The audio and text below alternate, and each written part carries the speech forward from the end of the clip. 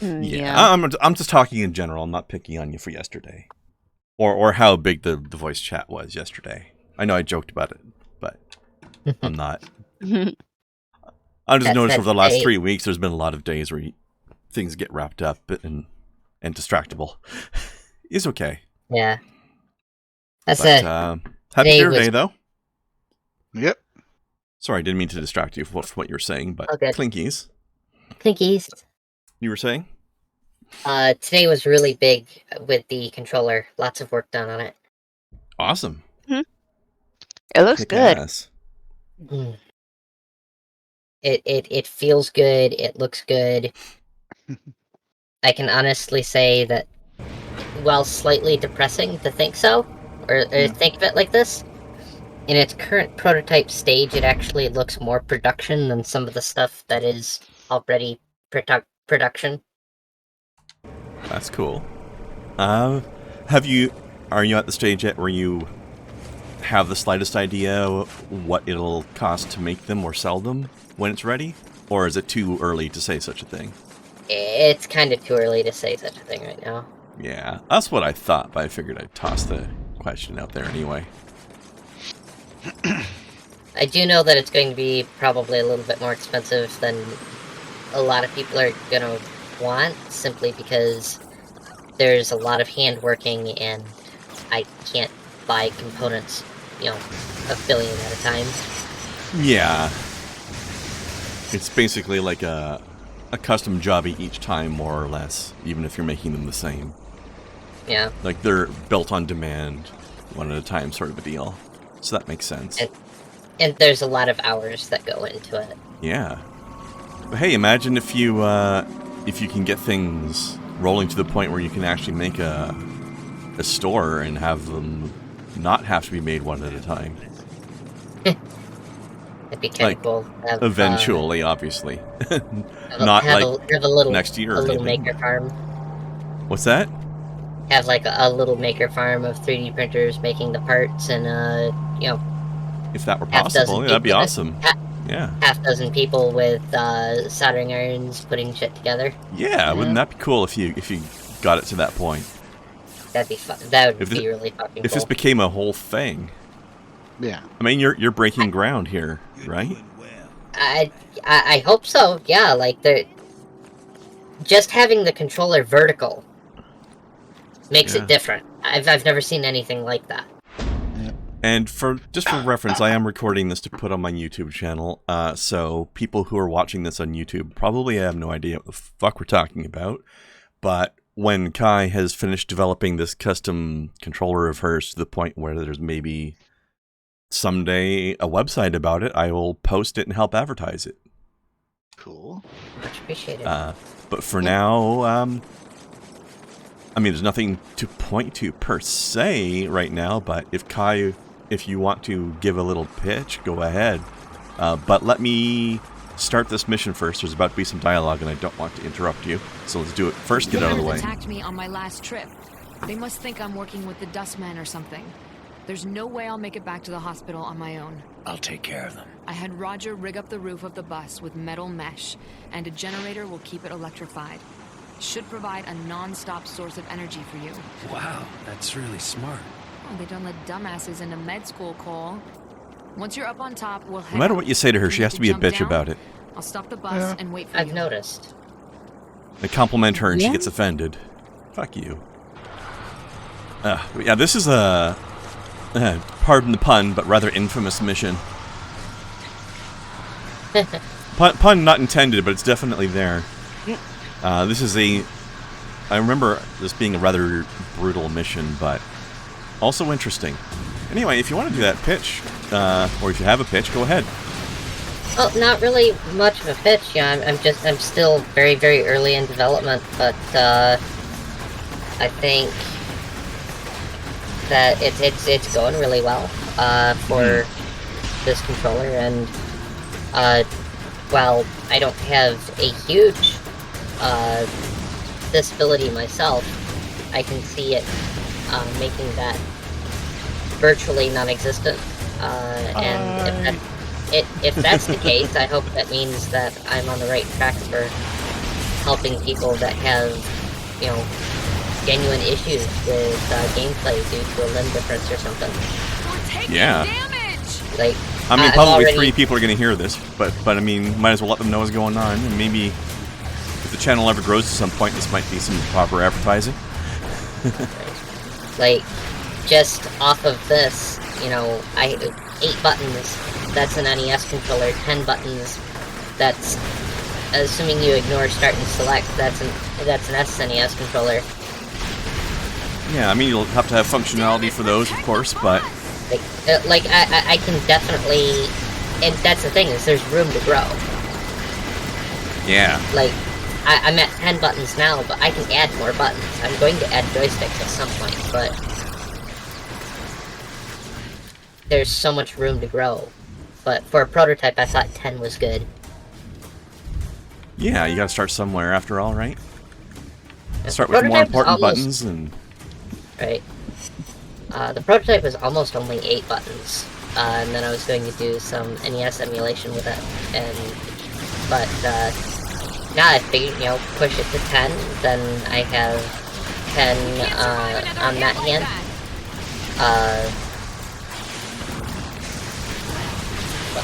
14, 16, 17 buttons, including my mouse, and fuck it, let's play Elden Ring. Yeah. Okay, just might as well stress test it immediately, right? Right? I like how Yes, she's like, that's we can't take myself, another hit yeah. like that, and then the bus gets hit by another 3 rockets. God, this mission is so nasty, because you gotta defend against so much shit. Like, you've got basically unlimited ammo, and constant, readily They've stopped available attacking healing, us. but there's just so much shit going on that it's hard to avoid damage to the bus.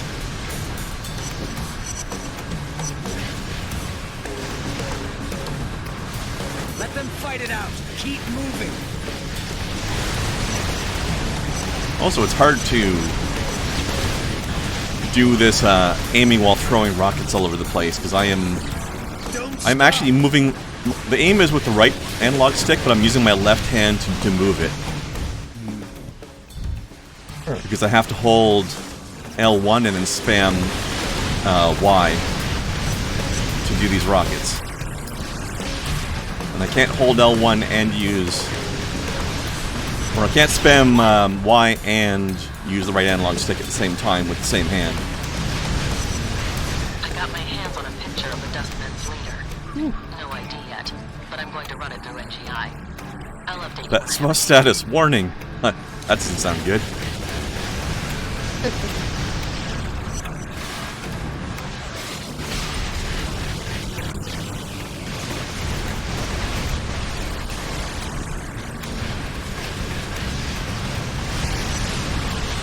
I guess I could do that more often. I will say, today I had a little bit of a laugh about the controller, because I'm trying to have, like, a comfort pad on it, so my hand isn't resting on plastic. Uh-huh. And I'm looking over my office, okay, what can I make this soft with? And I find a clean, but old, sort of worn out sock. It's like, I got my hands on a picture here we of go. the Dustman's leader. No ID yet, but I'm going So- to run it Weird, Now I but have- okay. A soft, I have a soft fabric, pad that's from a recycled sock. I wonder how many other engineering projects have these weird origin stories behind them, too. You know? I don't know, but it sort of goes to the, you know, prototype aspect of it. It's like, I need something soft. Hey, here's an old sock that I saved for some reason. I think what it was is I washed some socks and an even number went in, but an odd number came out. That's happened to me. And like this, well, it wasn't horribly. It wasn't like terribly worn, but it was like well, I can't wear it without its twin, so I'll just, I don't know, maybe I'll have use for the elastic or something and Yeah. costume always- or whatever. I always wonder where the where those singular socks end up going, you know? Like, did somebody go into the laundry room and steal one sock and nothing else? This is weird. I think it's Like, gotta obviously, be it must be just a matter of losing it along the way somewhere. But where? It's gotta be the boggarts and the fairies. Gotta be. There's no other logical explanation. I agree. Boggarts are the most logical explanation. Which means we should be leaving out graham crackers with honey to appease them. Oh, is that what that's for? Yes. Cole, clear the road! Keep going. I forget what movie it was, but I was actually really surprised that the movie got that right. Ah, heck. Love crackers and honey. That sounds tasty, actually. I love graham crackers. Never heard of them being mixed with honey before, but I can see the logic in it. Never had honey graham crackers before. Oh shit! I think I may be damaging the bus myself. Yeah, I thought honey. Graham crackers had honey in them already. Some of Oh them no! do, not all Bus of is them. just already at warning status. That's bad. I wonder what they'd even think of if you got them a bag of like Teddy Grahams or something. Oh boy.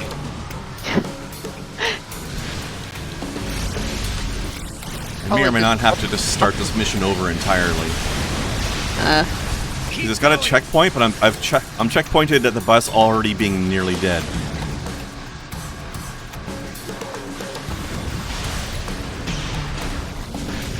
We made it. Okay, no, never mind. I'm good. Yeah, see what I mean about this mission, though? Fucking brutal. Who's this asshole? Cole, I have the results from the photo analysis. It's Alden Tate, the son of Richard Tate. Okay. You pay Thank you for attention. immediately answering my I've question. got a lot of ground to cover. It's and this is important. old taint. Yeah. Who's this asshole? It's Alden I was Tate. transfixed. Thank you. Moya kept talking while I watched this man, this old Old grizzled Taint. man, Gotcha. lift a bus with his mind. I'm strong, but nowhere near that powerful. That is grizzled, all right. Alden was born to the leader of the First Sons. As a powerful mentalist, he was groomed from an early age to assume control. That is until Kessler showed up. Alden disappeared into the streets, growing up scared and homeless. But there's no fear in those eyes now.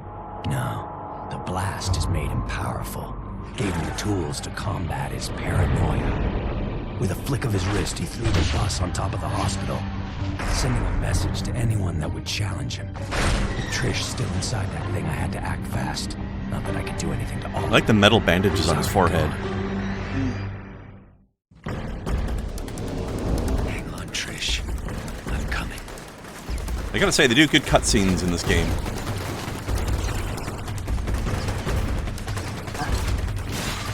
Just sign your death warrants.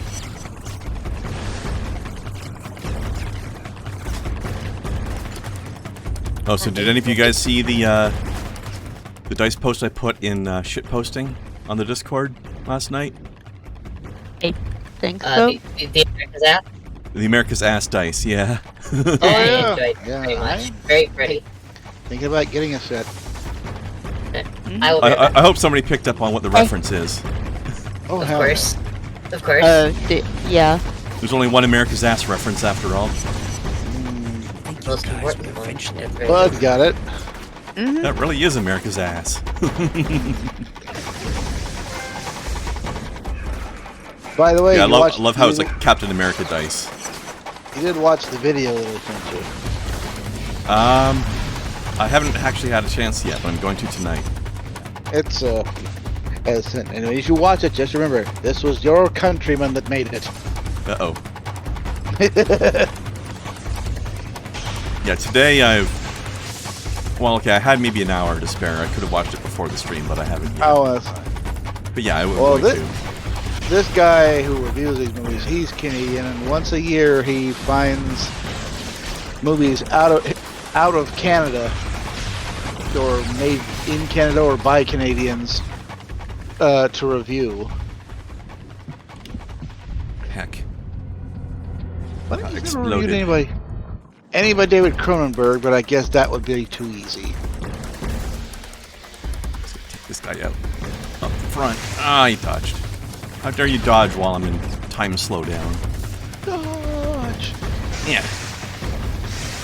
You just signed your death warrants. Yeah, Cole. Ah, yeah. Juice me up.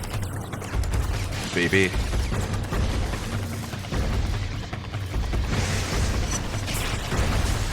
think you guys would eventually learn.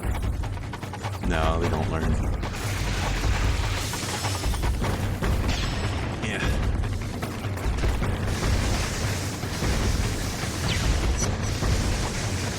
Boy, did you pick the wrong guy to screw with.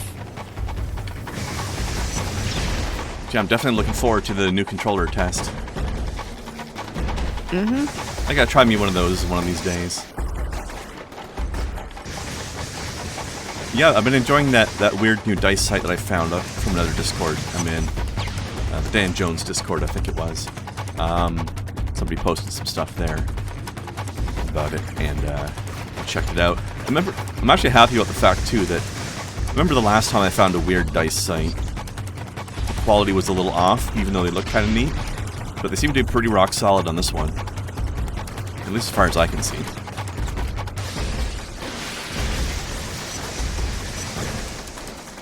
Also, they're selling whole dice sets rather than just like $20 for one die. Like some of those places were.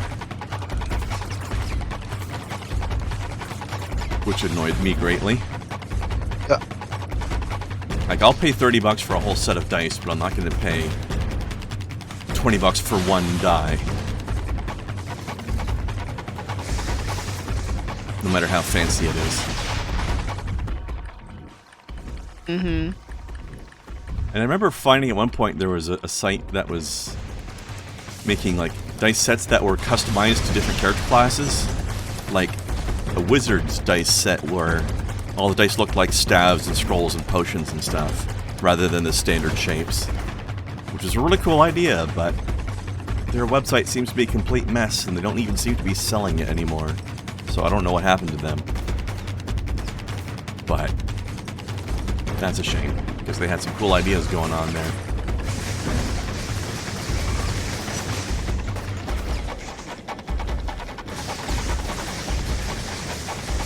But oh well, what can you do? Yep.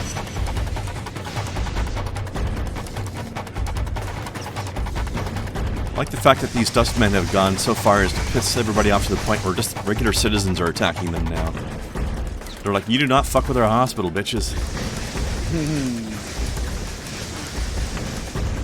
We're gonna help Cole and throw rocks at you while he's zapping you. Hey, extra little distraction's great, you know? Yep. So has Kai decided what kind of character you're going to try in Elden Ring yet? I think she's still AFK at the moment. Oh, did she go AFK? I didn't catch her saying that. Get away from her! Oh shit. She's killed. Oh well. She didn't like me anymore anyway. You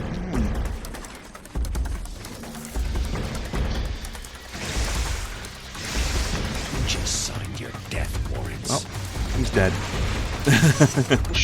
Whee! The zaps didn't kill him, but the fall sure did. It's not the fall that kills you, it's the landing. It's the sudden stop. Yeah, that was it. Although, what you said is perfectly valid as well. Or as well as the sign where they're at to avoid bad guys. You got to jump off this cliff into the river. In the movie Butch Cassidy and the Sundance Kid, and when Sundance had to admit to Butch, "I can't swim," and Butch laughs and says, "I don't worry about that. The fall will probably kill you first." If you reach the point where you have to worry about whether or not you can swim, you're already winning. Don't worry about drowning. The fall will probably kill you. Yeah. And of course they jump off and hear something like, "Hey, Joe." I'm back. No. There she is. Have you decided what you're going to try playing in Elden Ring yet? Nope, not yet. I think I'm gonna give a look at the characters and go with it Yeah. from there when I start playing it. One thing to keep in mind, character classes aren't really restrictions in any way, they're just templates. All you're doing is choosing what your starting stats and starting equipment are going to be. Then you freeform it from there. I do So- have a couple other pieces of good news today, actually, more than just the... This is a serious good news day. Yeah, seriously, like, a lot today went really well, Which is awesome, because you were overdue for one of these.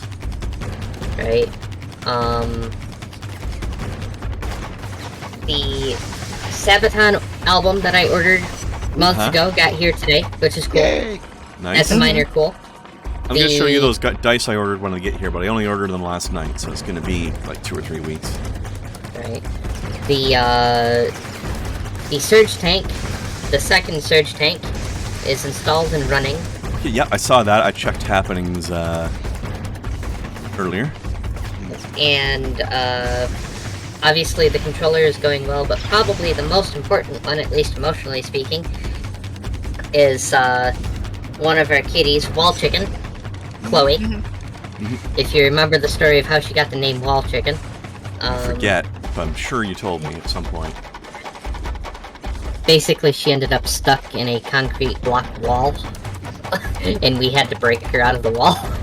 Aw. Oh dear. And I've just been calling her Wall Chicken ever since. Anyway, we were concerned about her health because at her age she was susceptible to a couple other things, and it looked like she had a mass on one of her breasts. But we finally were able to get her into the vets today, and he looked at it and said, it's just a little kitty lump. Nice. Nothing to worry about. Here, the only thing going So, through my head Chloe is was you in otherwise and good helping health. stand between us. Good. Sweet. All right, give me 1 second here. I know you didn't mean to kill Amy, Cole. That you've been trying to make things right. I didn't kill And I her. need to The stop bomb being killed her. angry at you. And I didn't It's set the just bomb been hard off. for me. Mhm. I I want was us to just be duped into together carrying it and without knowing. like how it used to be. And you're an idiot for ever blaming me in the first place. Hmm. Although humans and such are Tracking a emotional couple of idiots developments, sometimes. Cole. There are rumors that a large-scale conflict might erupt between the cops in the Warren and the Dustmen. Look into it. All right. I think we're clear for a second. I Anything can't else? believe Oh, you, shit. Cole. Never mind. Hold on. Running back into her arms. She's not a lover. I can't believe I left you alive, crazy lady. Think of the things we could do. Why are you talking to me like you know me? We only met like a couple days ago when we fought, and that was it. This lady's crazy. Most of us are, but Yeah. Well, Most if you're of gonna us go are like that, also- most humans are. well, most ladies are definitely crazy, but most of us are at least the fun kind. Yeah, true. I know you're the kind of crazy I enjoy, I try. and vice versa. Because I can only certainly continue to stick around me for some reason. All right, was there any more news from the day, or?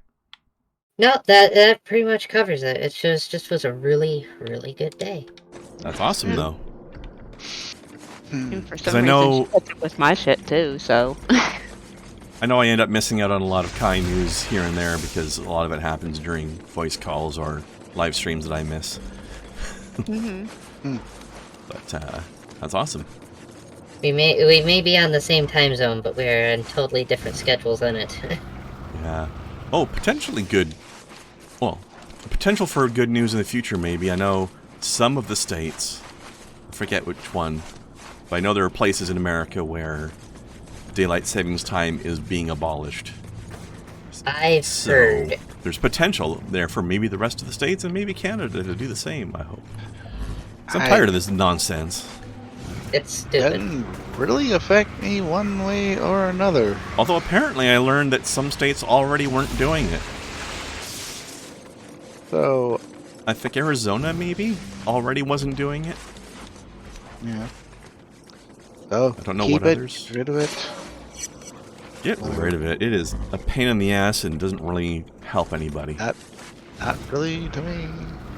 Like, It affects your sleep twice a year. No. Yeah, once in a good way, once in a bad way.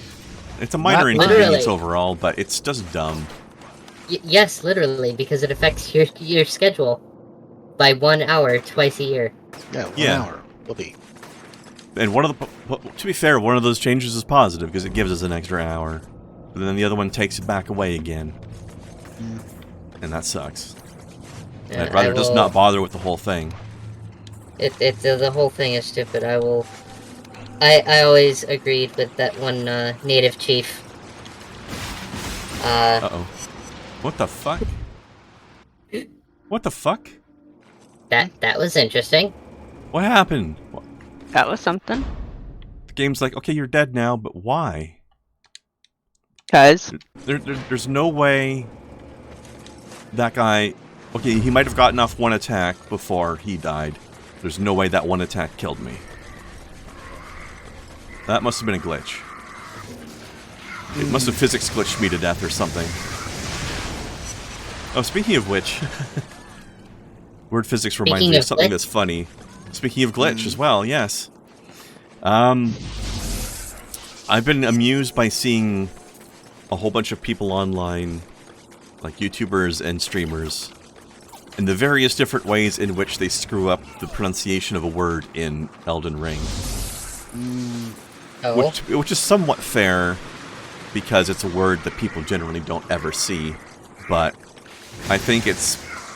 the spelling makes it pretty obvious how to pronounce it. Yeah. So there's an item you can find in Elden Ring. And I'll give you the correct pronunciation. It's called the Flask of Wondrous Physic. Spelled P-H-Y-S-I-C-K. It's like Okay. physics, except take out the S and replace it with a K. Right.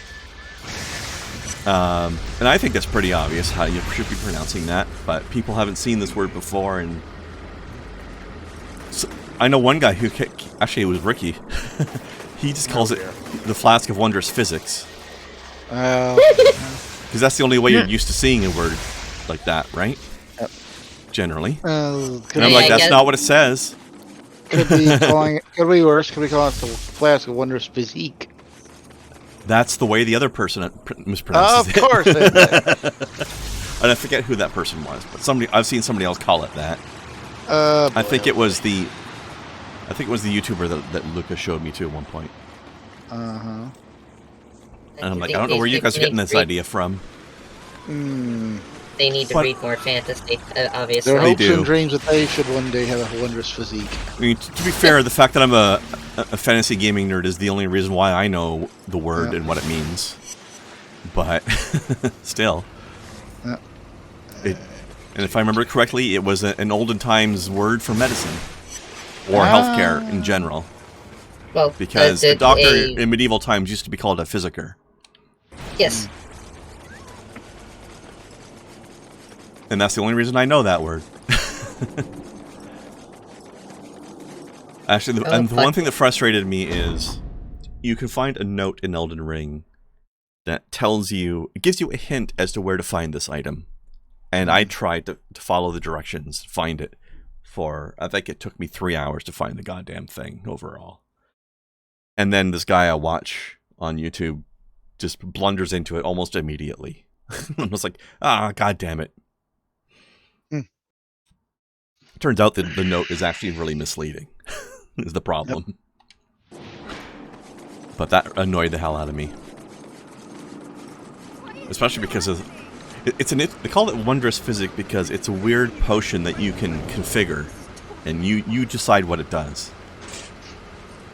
Basically, you find items throughout the game that you can mix and match into the potion. You can equip up to 2 of these things to change what it does. It's very handy. That's kind of cool.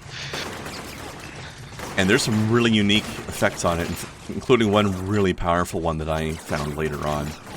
It was a late game, though, and I don't remember where I found it. But Actually, I think I mentioned this in another stream before, but the thing in these Dark Souls games where if you die, you drop your XP, and you have to go back and pick it up, and if you die on your way to pick it up, you lose it permanently, right? Yeah. I've talked about this before. I don't remember how many of you were here at the time, though. And there's a thing you can put into this potion that will give you a temporary buff. I think it's somewhere in the 5 to 10 minutes range, where while the buff is active, if you die, you do not drop your XP. So you don't have to worry about that. Very useful, especially if you know you're about to take a big risk. Yeah. Mm-hmm. And also, I discovered... Actually, I did a test and discovered that it works in 2 different ways. If you currently have XP and you die, you still have your XP when you respawn under that effect. If you don't, like if you've already died and you're on your way back to pick your XP up again, and then you use this buff and die before you've picked your XP back up, it prevents you from the permanent loss of said XP. Nice. Which is a big relief in some cases. Because I've had times where I've had like 2 levels up worth of XP to risk and then lost it and been very frustrated. Because that escalates in late game, it can take a lot to level up once. And then losing 2 level ups worth of that much XP can really suck. Oh Yeah. god, okay, where are these people? Just around in the maze. Maybe they're the dark red icons. Alright, we'll find them. Yeah, but yeah, I'm looking forward to seeing how that'll go. I started a new build experiment recently with a new character I made that has been really, really crazy effective. With daggers, actually, which I've never really used before because previous games... I've also mentioned this previously again, but still. Previous games have had condition ratings for your weapons, where they have a durability that goes down as you use them before they can break. And daggers logically had small condition ratings because they are small, you know, weapons that are more fragile than like a big axe would be, for example. Right. So they'd break much more easily because it was... This didn't really make sense that condition would go down at the same speed for all weapons because a giant mace would be much more durable per hit than a dagger would be. Yeah. But it would go down based on how many hits basis. And since daggers had the least durability, they were the most vulnerable. So you couldn't really rely on them entirely. They were like a situational thing. Like, okay, this dagger has a special effect that I want to use. Or I just need to get some fast hits. But I can't use it all the time. But Elden Ring got rid of the durability system, so I can use daggers all goddamn time if I want. So I decided to make a character who dual wields daggers for a big flurry of fast hits. And they both have a special effect on it called Bleed, where whenever I hit the enemy, a bar on the enemy builds up. It's invisible, I can't see it, but I know it's there. And I can see it when enemies do it to me, so I know how it works. When the bar fills up, they just suddenly take a big chunk of damage from blood loss. I've heard that bleed is super powerful. It is if you can build that bar up fast, and if you have 2 daggers that both cause bleed, and you're dual wielding them and doing flurries of attacks with them, that bar builds up really fast. Really damn fast. So it's been an effective thing, but I'm a bit of a melee glass cannon as well. I don't have heavy armor, and I don't have a shield because I'm dual wielding. So I have to rely on dodge rolls, which I'm used to doing from Dark Souls, so that's good, but it's not a build I recommend as a newbie, but once you feel comfortable with the game, it's something to consider. Also, in Elden Ring, configuring your weapons to have bleed effects, because there's a thing in the game where you can add effects to weapons that don't have them, and that will sometimes change actually it will almost always change the stats that scale the damage on it. And there's a stat in the game called Arcane that is it's essentially a luck stat, but also it affects some spells and things. But mostly it affects if I take a dagger that does not have the bleed effect and I add the bleed effect to it, that will add arcane scaling to it if it didn't already have it. Like shit, it happened again. There seems to be something buggy with melee attacking that particular enemy on the edge of something. Because the first time it happened on the edge of a roof, and the second time it happened against a wall. This is really weird. Anyway, yeah, so it'll add arcane scaling to stuff, but also arcane affects your odds of getting item drops from enemies. So I'm doing an arcane build where I'm really good at doing bleed to people. It also increases how quickly the bleed builds up on those enemies. So I'm bleeding them faster, and I'm getting more item drops from things. It's been interesting.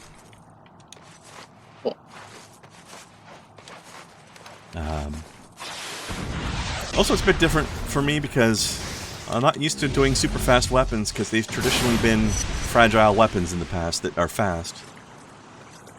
And like I said, they would break too easily. But now that that's not an issue, I can do it. So I'm getting to try something I never really did before, which is kind of cool. Nice. Traditionally, my favorite have been big, slow, smashy, heavy weapons. Yeah. Because they do a lot of damage per hit, and even though they're slow, if you understand enemies' attack patterns and timing, you can actually trick them into walking face first into a huge maze, which is great. Also, it staggers enemies a lot, so it makes it hard for them. Like once you hit them, it sort of staggers them for a second, and that leaves them open to another hit. So you can, once you get the first hit, you can kind of combo them easily, which is quite nice. So you know, like, okay, once I get the first hit, I win, basically. All I have to do is make sure I get that first hit. But some enemies are big and heavily armored, and it's hard to stagger them. So you need weapons like that to stagger them at all. And if they have like a medium shield, you can pretty much just bull your way right through their shield. Yeah. Which my daggers can't do, so it's really a different playstyle. But it's been cool in its own way. It's great for bosses, for sure. There was a boss my first character had a hard time with that this character ripped to pieces. Because I just did so much damage so fast. I'm looking at stuff here. I got a question. Yeah. If I was to use my phone as my webcam for, if I started streaming me building stuff like Lego kits and whatnot. Right. Yeah, I remember I've seen you posting some stuff about those, yeah. You know, what's a better, I guess, program, app? Honestly, I would have no idea because I've never done that with my phone. But I think you have to do it like straight through Twitch at that point if you're through the Twitch app. I think your phone can just do it by itself without a special outside app. Really? Okay, good. Because I was looking at some about syncing up my phone, and I saw one that looked interesting, but then I saw it was by Elgato, and I'm like, yeah. To be fair, Elgato does have good software suites, but there are reasons why I don't like the cat. There are a lot of reasons. Their hardware, I think, is incredibly overpriced, even though their software is pretty dope. Yeah. But I have a hard time, looking at $150, which is their lowest end Stream Deck, right? Yeah. And well, this one doesn't cost anything, or it's not. It's by Elgato, but it's like. Right, but looking at their lowest end Stream Deck, there, like I said, I think it's like $150, and it's not the lowest end. The lowest end is 6 button, but the next step up, is the actual stream is something that's useful. I think it's 4x4, and it's pitched off of this, the illuminated programmable keys that you can put different buttons and animations and shit on. Yeah. And it looks really, really good, but when you sort of break it down, what it is they're just clear plastic keycaps setting over a resistive touchscreen. And we haven't used resistive touchscreens in any technology worth a damn since the late 90s. Mm-hmm. So it's like really old kit, really old school technology, and it's not worth $150. Actually, yeah, I know. Yeah, the Elgato software you're talking about, the app, might be worth Right. looking at there. Epicam, I think was the name of it. Honestly, though, like we said, I don't know if you really even need an external app at all. But Yeah, if there if are you're some, using- it's possible that somebody may have made some apps that make it work better. I don't know. See if OBS has one. I don't know if they do, but I know they have good software for PCs. That's what me and Kai use. Yeah. I know OBS that Studio specifically, but it might be different on a phone if it exists at all. the software that you're typically going to find on your phone is going to be able to is companion software is what it is. And it will allow you to sync up your phone to your computer and then stream from your computer. Yeah. But if you have no interest in running like actual streaming software and going, all ham like we do, you really don't need that. The Yeah. only real benefit you're going to get is you're going to get increased audio quality because you can hook up a real freaking mic. Yeah.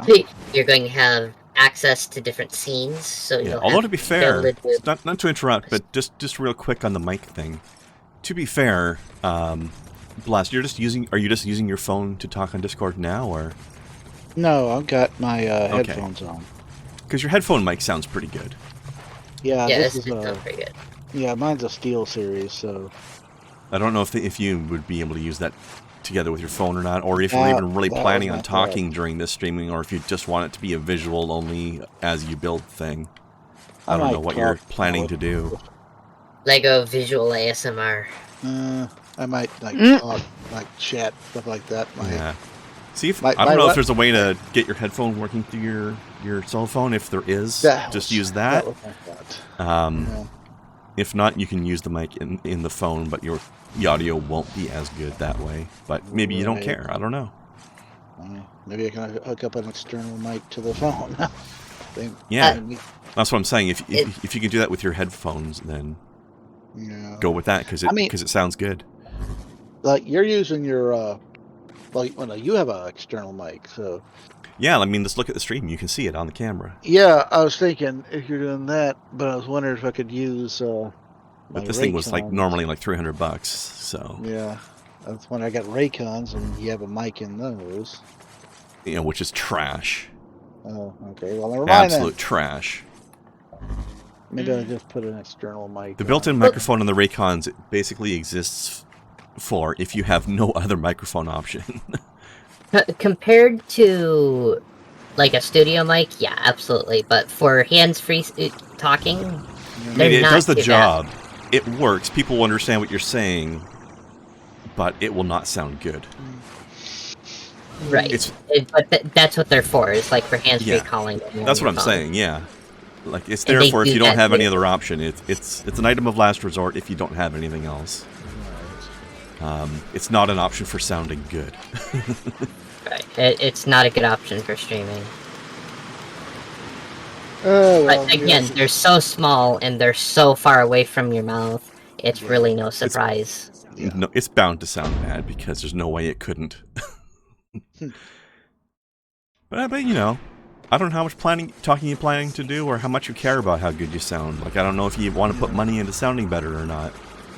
Kai and I do this 5 days a week, so we want to sound good.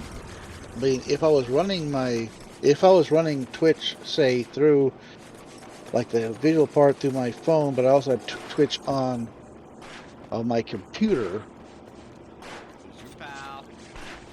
like the mic would go through the computer while the visual would go through the phone. We could do that at the same time. There's a way to now. do that. I couldn't There is. help you with it because I haven't done it that way, but I know it's possible.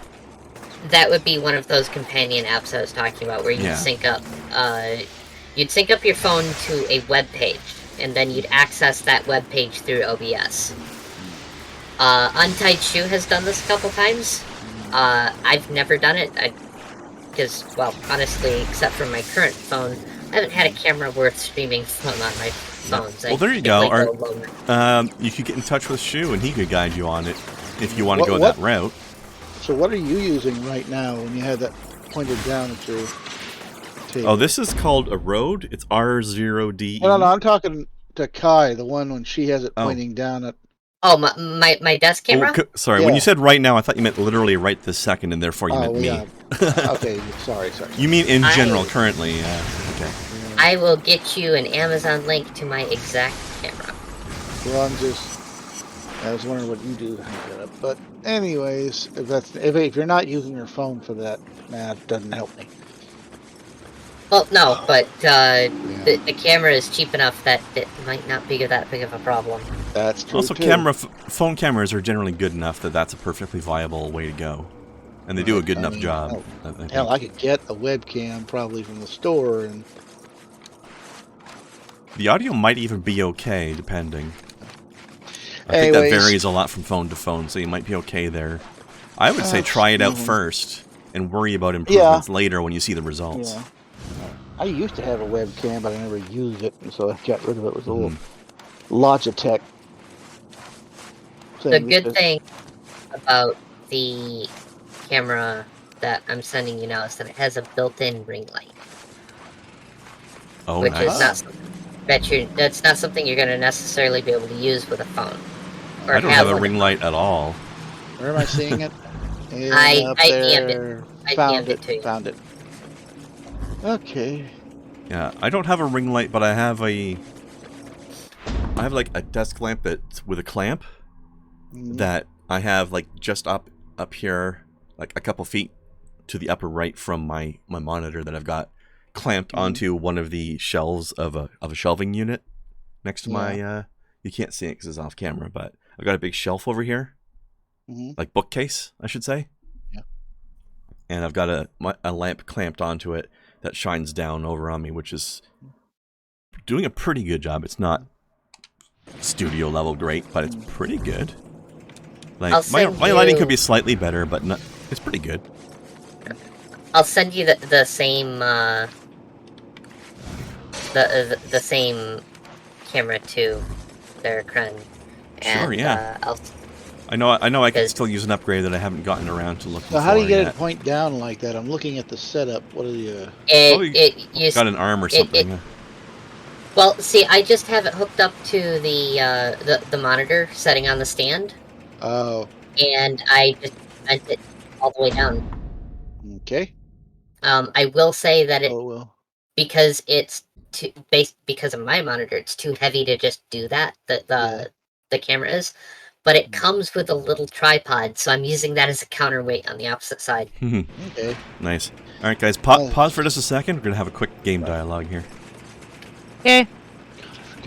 The remnants of the 43rd Precinct have mounted an offensive against the Dustmen. My source says they're going to try and arrest Alden. Good. That psycho should be behind bars. The battle has already started, so you better get moving. I don't know if bars would Top priority hold him. is ensuring that Alden is captured. Once he's in custody, I'll send in an extraction team. All right, quick question before you guys resume your talk. How do you put somebody in jail and contain them when their brain can throw buses around? In this scenario, we don't have a pre-built jail made to house superheroes yet. Or superheroes.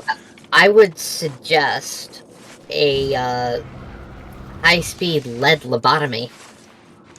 Yes, not jail is a good choice. Especially with this guy. He's honestly earned the death penalty. So, although in this case, I think we're going to skip the lead lobotomy and give him a properly applied use of the word electrocution. For Zappy. I am going to zap him to death. But yeah, I can't imagine how you would actually jail somebody like that. It's not even like, he can't even do the Magneto thing, because it's not like, he doesn't have magnetic powers, he has telekinesis. He can telekinesis things that aren't metal, so you can't put him in a plastic prison. I literally don't know what you could do to him unless you discovered some way to suppress powers on people, which I don't think we have in this world.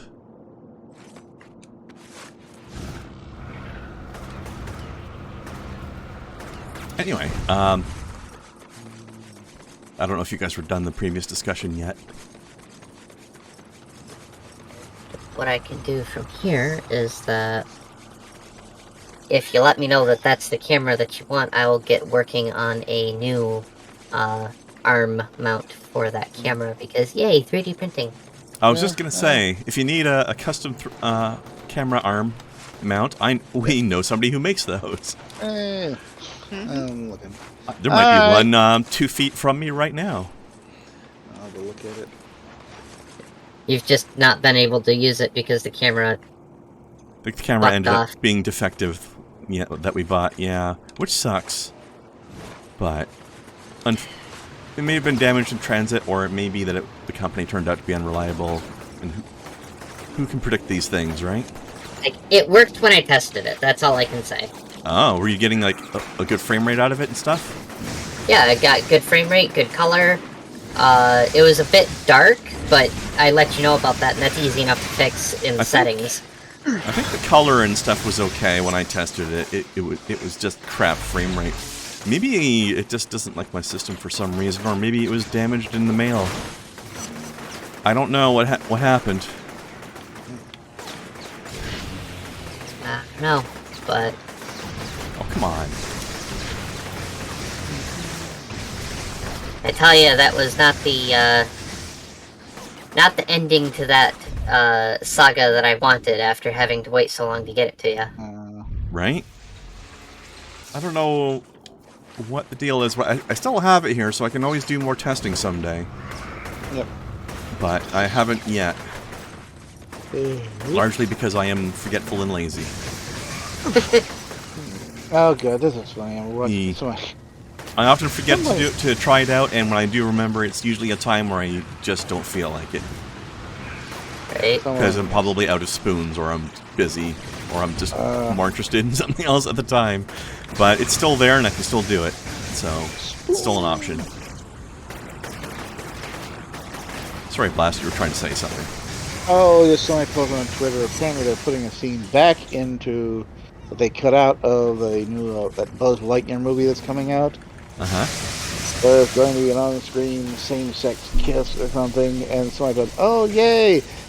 Disney's latest, very first gay character." Yeah. Like how many times have they said, "Oh, very first gay character"? You mean unlike the last 4? Well, they keep changing their mind about whether it was actually gay or not, is the thing. It keeps them relevant, is what it is. They gotta stop cutting this shit out and just go for it. But that's just funny. It's like, yeah, well, he's right. Oh, actually, you know what? That reminds me of something I was watching last night there, Kai. A discussion about, I don't know if you guys have seen it. I linked it to Blast last night because he had been talking about it a little bit yesterday's stream. Yeah. But the trailer for the Ms. Marvel show. Oh, yeah. And somebody actually corrected me on something, and they were right. But the thing, before we get to that, the thing I was getting to was, I was watching these people, like 3 people talking about it who are big, Marvel stuff nerds. Right. And they were discussing it. And it was interesting, actually especially interesting for Ms. Marvel specifically, because one of these 3 people is a lady whose family is from India. Yeah. Which is what Ms. Marvel's family is from India. Yeah. So, like, it's her whole shtick, etc. It's like, yay, my culture, and whatnot. And she was complaining about how, because we all know how you got, like, the quote-unquote woke crowd, and people in the ultra-feminists that try to push, like, girl power, and, like, like the Batwoman show, going like, oh, well, now it's good because now the suit's good because now it's being worn by a woman, or like that kind of dumb shit. That was shit. Apparently, in the Ms. Marvel trailer, there are a couple of things that kind of hint at maybe them trying to take a girl power direction with the character, because in the comics and even in the Marvel's Avengers game, which is only relevant because it's also this way in the comics, and we're just saying that the game did it well. The character is just obsessed and nerding out over all superheroes in general. Oh yeah. Whereas in the TV show, it looks like she's obsessed with Captain Marvel specifically and doesn't give a shit about anybody else. Yeah. And also, she's wearing a shirt at one point that has like 3 female superheroes on it, and some sort of caption that looked like something about like "Yay for the girl team" kind of a message. Like, not in those words, but so, you know, they're discussing it, and they're getting to the point where they're like, "Oh, I'm worried they're going to go like a yay girl power direction with the character," which is A, worrying because of the wokeness angle, and B, inaccurate to the character.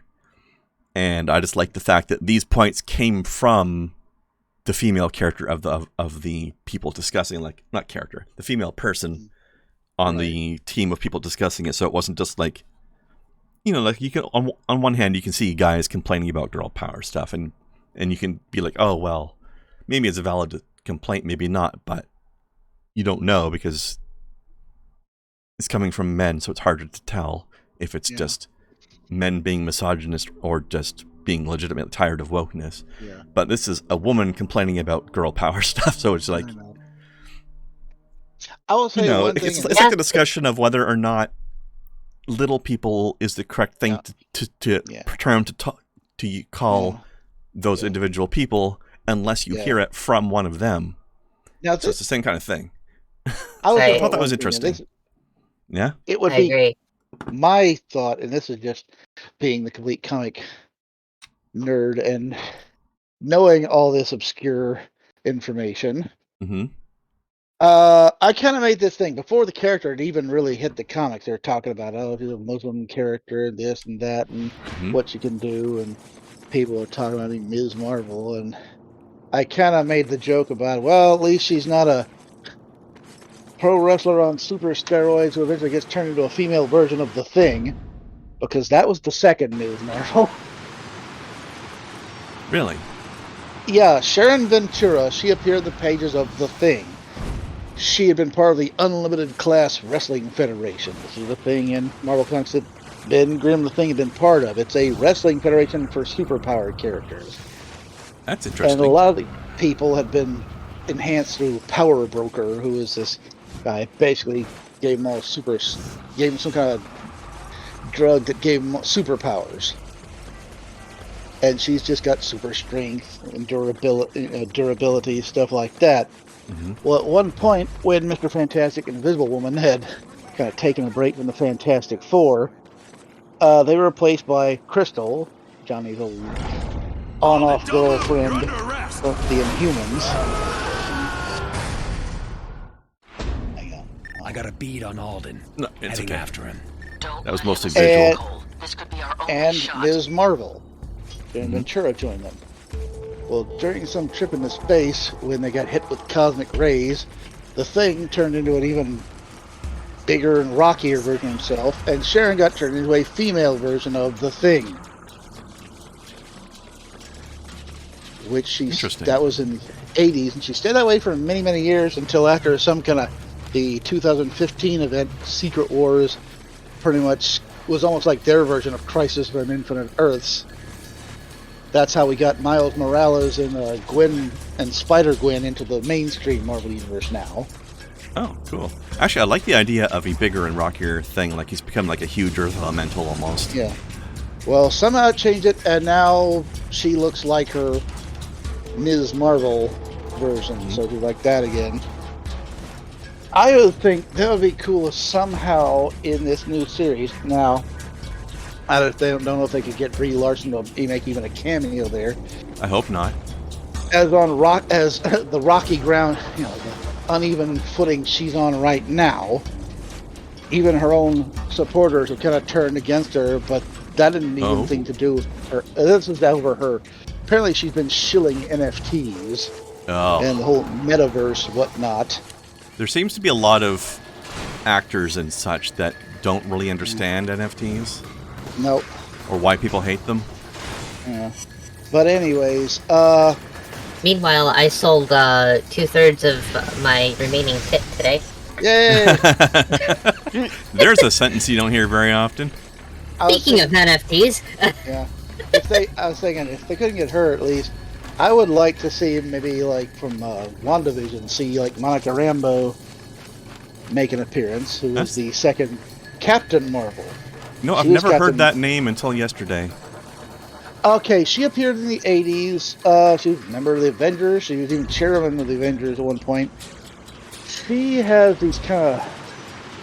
I don't know, she's no longer called Captain Marvel. She's been through a couple of names. Photon, Pulsar. She's currently called Spectrum, which is basically her... Basically, she can control energy all along the electromagnetic spectrum, so... Fitting enough name then, but geez, girl, pick a name. Also, hello, well, Larson. For the longest time, Hey, Larson. Hey, Larson. She was Captain Marvel up until the third Captain Marvel, which was Genis Vell, who was actually the son of Marvel, the original Captain Marvel. And he took the name for quite a while.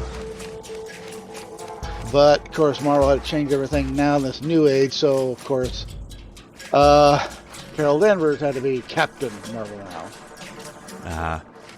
But anyways, I would think it'd be cool. Like I said, the character, Monica Rambeau, appeared in WandaVision, so we've established her as part of the MCU now. Mm-hmm. And if somehow they could get a version of Sharon Ventura to appear in this new series, like have all the Ms. Marvel, Captain Marvel characters. I have to say, I never really knew anything about Kamala Khan before I played the Avengers video game, but between that and the new show coming up, I have to say she's kind of a neat character. Definitely one I can identify with as a nerd. I myself only knew anything about her when she was part of one of those like Avengers subgroups. That there were a few of them. You had Avengers, New Avengers. You had one called U.S. Avengers. It was a whole weird thing, and she was part of one of those. I think she was in the group along with Ironheart and Miles Morales. Now, there's one character I actually did like. Of all this second wave, like new versions of things, Riri Williams, Ironheart. I have liked her. Like, inner city kid, working class, poor family, but she's got an aptitude for mechanics and cybernetics, and she actually built her own suit of armor. Who's this now? Okay, her name is Riri Williams, and apparently she got the attention of Tony Stark, and basically is this Ironheart? Ironheart, yes. Okay. I actually like her. I read I've seen her visual design. She looks pretty cool. Oh yeah, and I've read like the series she's been in up until I was the point I hadn't been reading comics lately because the last comic shop in town, the last brick and mortar comic shop we had in town, closed down a couple of years ago. But I really liked the character, and last I saw, she was a member of the Super Team, the Champions, which is all the teen heroes, which was Miles Morales. You had Kamala Khan. Who else?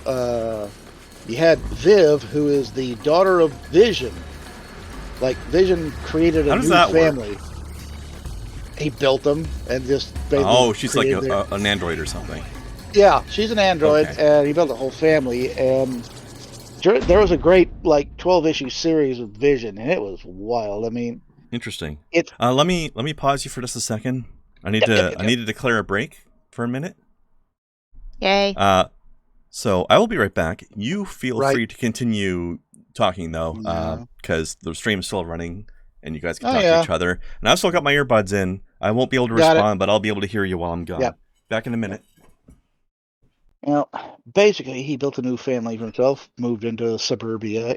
Elements almost kind of seemed like they worked themselves into that WandaVision series, but, had wife, son, daughter, dog. The American dream.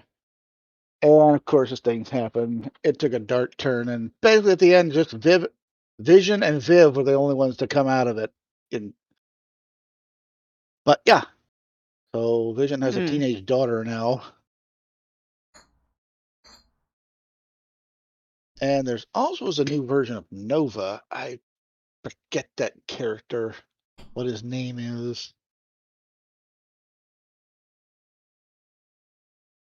Let me find it. Entertainment, Leavings.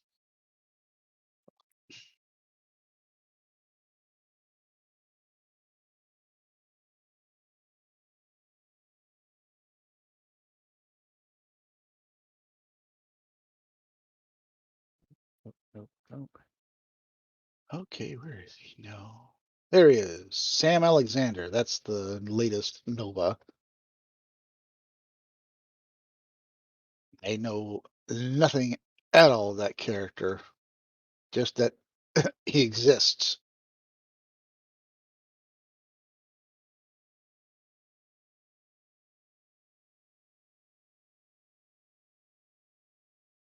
Realized I forgot to do the thing earlier. To do the thing. I forgot to post the pictures of the controller over in art appreciation. Ah. I sent them to Dope so he could see how they were going, but I meant to put them in there.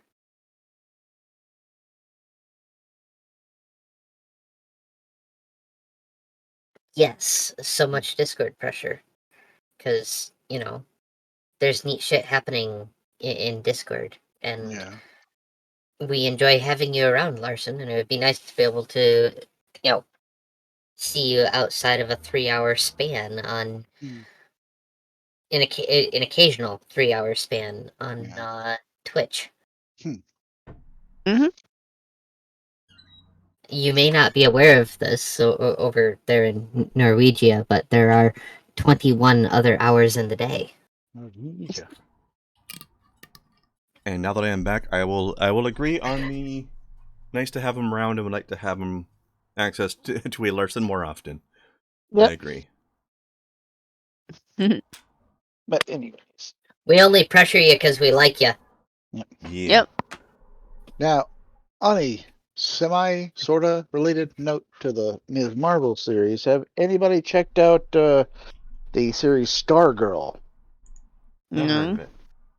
Okay, it's in its It's just finished its second season. I think it's HBO Max? It's one of those DC streaming series, and it is based on DC characters.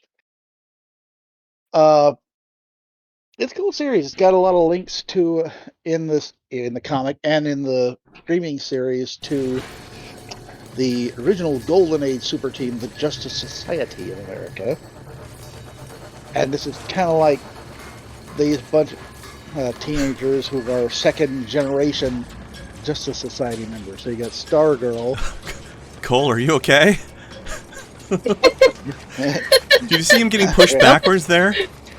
Yeah. I want to point out I was pressing forward on the controller the entire time. A bit of lag there.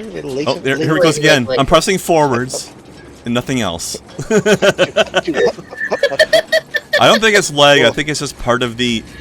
Okay, I know you were fairly busy during yesterday's stream, but I complained about this during yesterday's stream, where it seems like sometimes there's weird, invisible geography that he gets stuck on sometimes. Yeah, a little soft shoe there, it seems. Yeah, it really was. Oh man. But another quick note on the Ms. Marvel stuff, though. I thought it was pretty cool that both the Avengers video game and the Ms. Marvel's TV show seem to have done really good casting. Like, it's a different actress in both cases, but both of them did a great job of making the character absolutely adorable. Yeah. Like I said, I never read her books. I only know I haven't either. The Avengers video game is the first time I ever experienced her, but she's cute. She's a cute little thing. basically her powers are she got stretching powers, but they only seem to be limited to her making great big hands and whacking No, people. actually, apparently not. This came up during the discussion of that video I was watching, which, for anybody watching this on YouTube, or for any of you guys who want to check it out later, it's called MCU Crew, or at least that's what the videos are called. It's on a YouTube channel called It Me JP, which is a guy I watch for gaming news and podcasts. Channel I enjoy a lot, but they have a show they do called MCU Crew, which is him, Jesse Cox, and another YouTuber called That Bronze Girl, who is the lady from India I mentioned. Yes. And they talk about, Marvel movies and shows. Right. That's where I was watching that, but she was talking about, like, I think she especially enjoys Ms. Marvel because, shared culture. She was interested in a fellow Indian character, right? Right. She was pointing out that her moveset is like, she's actually different from Mr. Fantastic's moveset. In addition to doing the stretchy arm thing, apparently she's a polymorph in more general forms. Like, she can change her eyes and her body and everything. Like, apparently part of the reason she took Captain Marvel's name, at least partially, is because when she first got her powers in the comics, evidently, there's like the classic thing of character gets superpowers for the first time, they go out of, like, they haven't learned to control it yet, and they go wild at first. And while her mind was reeling and she lost control of herself at first, she kind of subconsciously turned herself into Captain Marvel because Captain Marvel was like her favorite character. Right. At the time. And whenever she pretended that she was a superhero as a kid, she saw herself as Captain Marvel. And so she turned into Captain Marvel temporarily during that time. So she can turn into, like, she can change her body entirely. Right. All right. Apparently. Well, I only know because of that, though, so I don't know in detail. But I don't know what they say. They changed the power set. Like, you still see her making the big hands, but now instead of stretching power, it's got some kind of hard light powers. Which they were saying during MCU Crew that it had like a cosmic energy feel to it. Yeah, and she's got, they come from these bracelets she was given by some aliens. At first, when somebody said she just had like energy blast powers, did they say it was something about aliens in the thing? Because yeah, in the comics, at least, they might be doing their own different variation. But in the comics, that is a family heirloom, and it doesn't have powers. It's just sentimental value because it's a family heirloom. In the TV show, I don't know what the fuck's going on with it. I'm only knowing the basic things since I don't watch it, and I don't read the comics, but I didn't see the trailer at that part. I was going by something Yellow Flash said. The trailer did seem to be implying that her powers might be coming from the bracelet. Yeah, and at first when I just heard aliens give her powers, and she's got like they said she had laser powers or something. I said it did look. The bracelet did look like it might possibly be alien-y. And I said, so in other words, she's Nova. And then somebody said, oh, but they're alien bracelets. And they said, so in other words, instead of Nova, she's Quasar. And I said, yeah. Also, didn't she do an energy blast at one point in the trailer? I haven't seen the trailer. I really should watch it before. I know she made like little energy discs that she stepped on to walk over the air at one point. Yeah. And I remember even the MCU Crew, when they were talking about it, they did a lot of freeze framing and rewinding. Yeah. Like, they spent an hour talking about this trailer, and the point when she did the big stretchy big hand punch, it looked like the hand was made of crystal, like crystallized energy. I saw that little bit in like that one part I saw, like hand was made out of like light crystals or something. Yeah, or diamonds or something. Alerted of dinner, so all right, enjoy. All right. Okie dokie. Hurry back. Enjoy the noms. I'll try. So, overall, there seems to be a lot of questions as to what this TV show is going to be like, but it might have potential. It's a little weird how they're maybe changing her powers and origin a bit. Well, definitely changing her powers. Possibly also the origin. Because she's supposed to be from the Inhumans. But MCU has not introduced the Inhuman storyline yet at all. In fact, I believe the MCU crew said the timeline was way too early for that. Yeah, in that general. kind of gives me a question about this. Because, I mean, we have had Inhumans in a Marvel series that was supposed to be related to the MCU at first, and that's Agents of S.H.I.E.L.D. They did an Inhumans thing in there? I haven't seen it. Yeah, Inhumans played a big factor. In fact, the character Quake, who was like one of the early ones, she apparently turned out to be Inhuman. And then I think that the other series, and these were both on ABC, they had that Inhumans series, which flopped hard. Is it possible that Agents of S.H.I.E.L.D. was just at a different point in the timeline? I really don't know. Maybe it's set in the future as compared to the movies? Who knows? I mean, this is supposed to be a spin-off from... I mean, this came out after the first Avengers movies, and we got Agent Coulson, character had been appearing from Iron Man all the way through the first Avengers. And, yeah, it was a strange kind of thing, and it seemed to be its own little series. I mean, the most they did in there, like, they had Kobe Smulders as Maria Hill in a couple episodes. Samuel L. Jackson appeared as Nick Fury in one episode. And that was like in the first. That was in the first season. After that, it kind of seemed to spin off and become its own being almost. I mean, that's the one that actually managed to hold on for like 5 or 6 seasons, as opposed to the other ones. Because Inhumans, like I said, died quickly.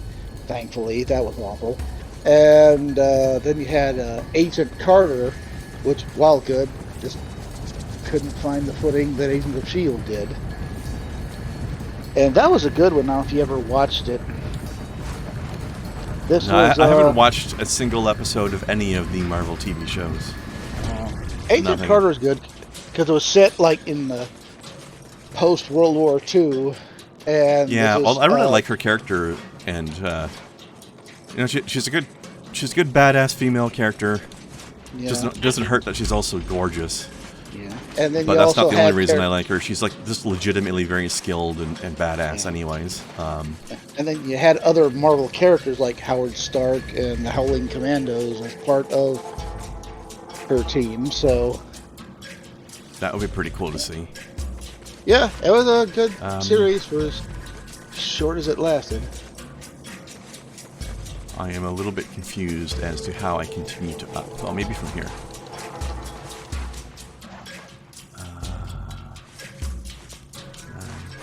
Oh, I remember. Gotta go up these signs.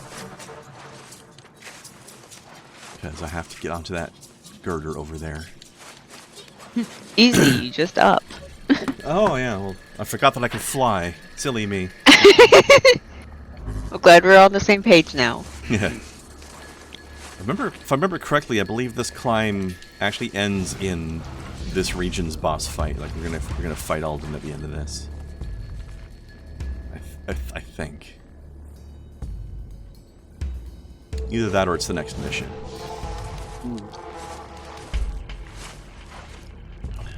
So how's snow been anyway? Been okay. Cool.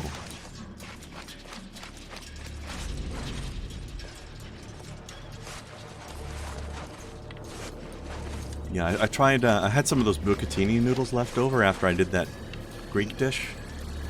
I tried it with some pasta sauce that I would normally have with spaghetti. And it's definitely a very different experience. Pretty good. Oh. It's just such a different texture and such from spaghetti noodles. Yep. For anybody not familiar with bucatini, it's basically imagine a spaghetti noodle that's about twice as thick, but then there's like a hole running through the middle. So it's almost like penne, but much smaller. and much longer. Like, it's still spaghetti noodles type length. Right. And it doesn't have that kind of ridged texture to it. So it's very different. Tasty, though. I like it. But it's also a different brand from the spaghetti noodles I usually get. So I'm not sure how much of it is just that the quality is different because it's a different brand. So I tried buying that same brand's version of spaghetti to see how that might affect things. I don't know if spinning this does anything. I just felt like it. But yeah, I don't know. So next time I finish off the rest of the sauce, I'm going to have it with spaghetti noodles instead and to see how that is. Because I haven't tried that brand's spaghetti noodles. We'll see what the difference is like and which one I buy in the future, I guess. They're both... Well, I assume they're both good, but... We'll see.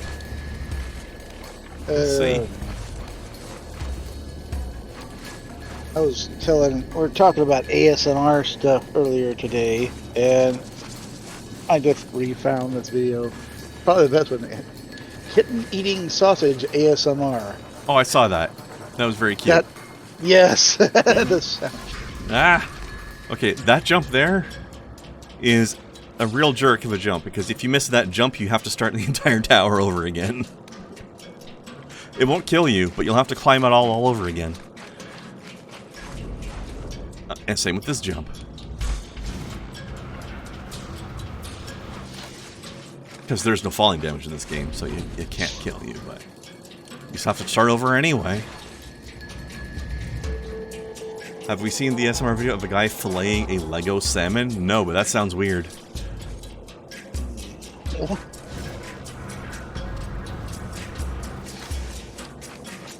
Yeah, the kitten eating the sausage was super cute. Yes. These are always good.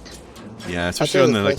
I like it when they're like a little tiny kitten is just nomming away on something and starts purring like a maniac. Oh, yeah. I have seen one of the... Apparently there's a bunch of little possums and they each got fed a piece of banana. And just as all simultaneously lip smacking.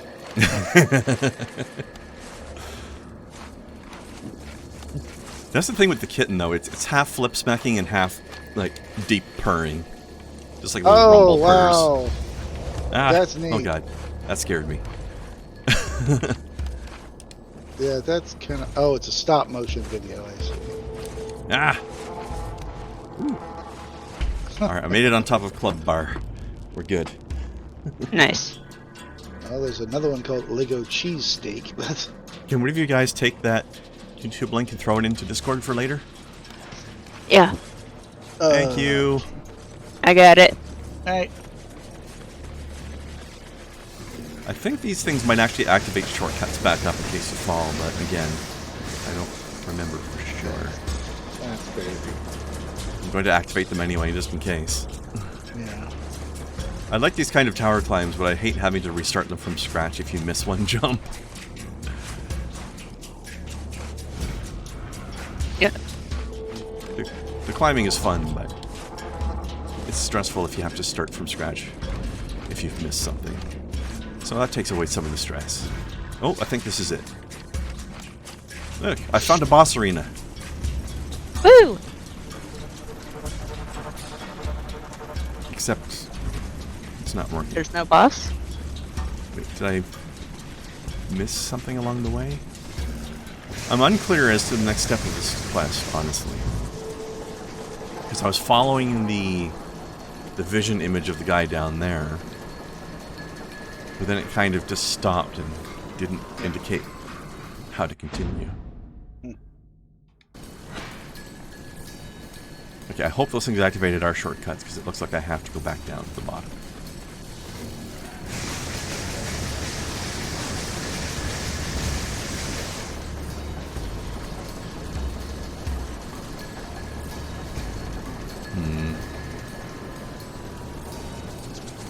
Hold on, I'm going to...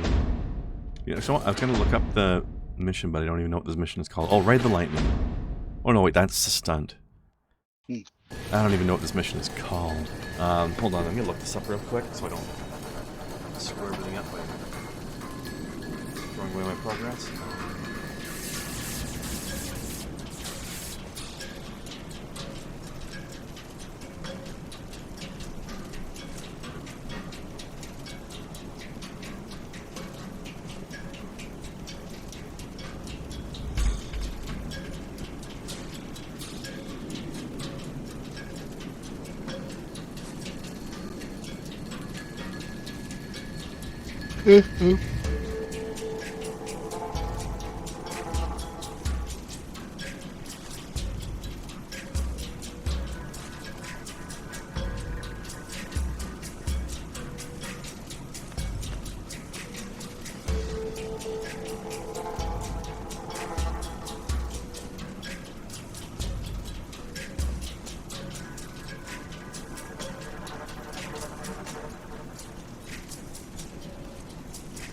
Mission may have glitched because this walkthrough says that there's a couple of things that should have happened along the way that didn't.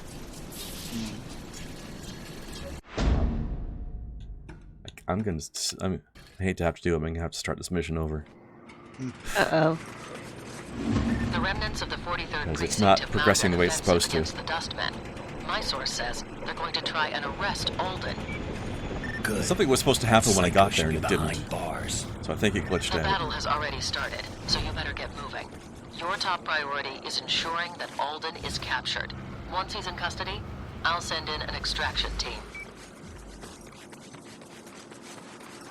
Something was supposed to come up during the spot where I was following along, and it didn't. And then when I got to the base, nothing happened there. Oh god, here's a video. Don't move! You're under arrest!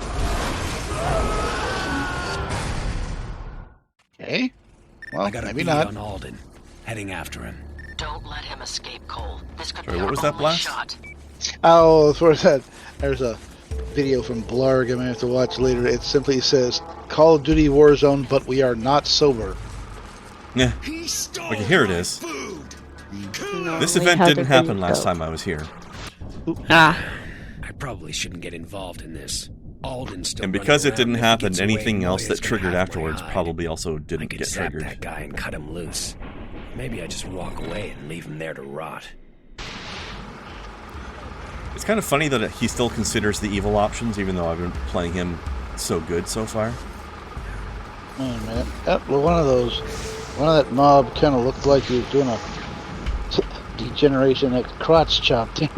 Yeah. Like you'd think, but now that I'm confirmed maximum level good alignment, I would stop considering the bad options, but nope. Oops. Oh. Although I just got the achievement for being a goody two-shoes, so I guess I just maxed out my meter completely. That's good. Oh! We need it at this point.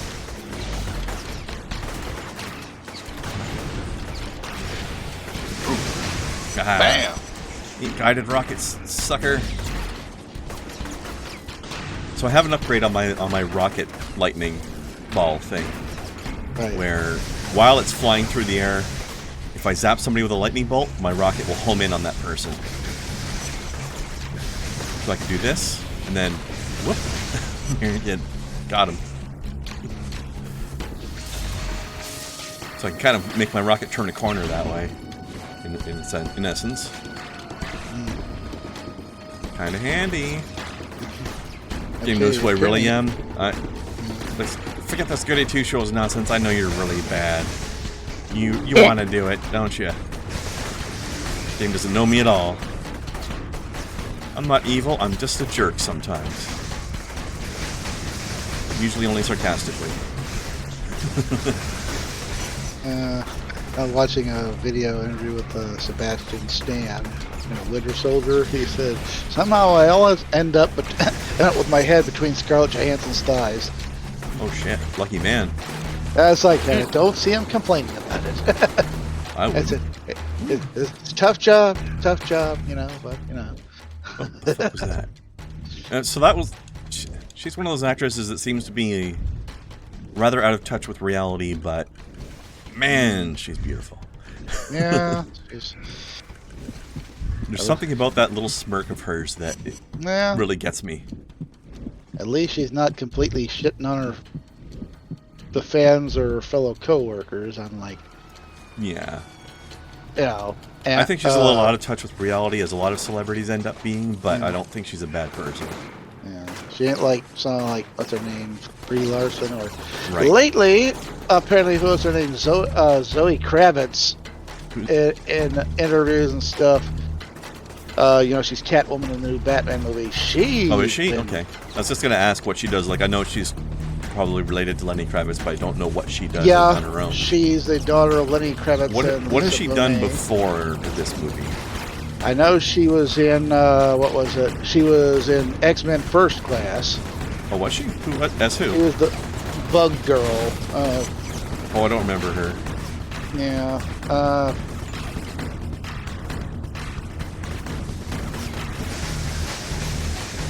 I'm trying to remember what else she's been. We got. She was in the series Big Little Lies. She was in Divergent, it says. She was in Mad Max Fury Road.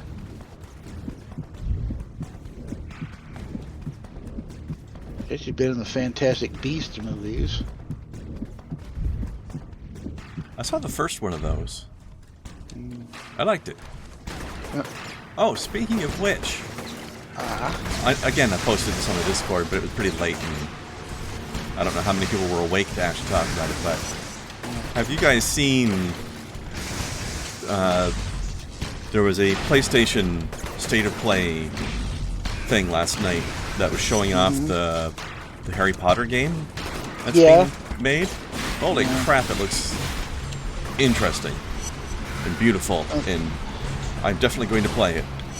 Oh god! I'm not even a big Harry Potter fan, generally speaking, but the game looks amazing. Yeah, apparently. Sorry, 1 second. My bad. 1 second.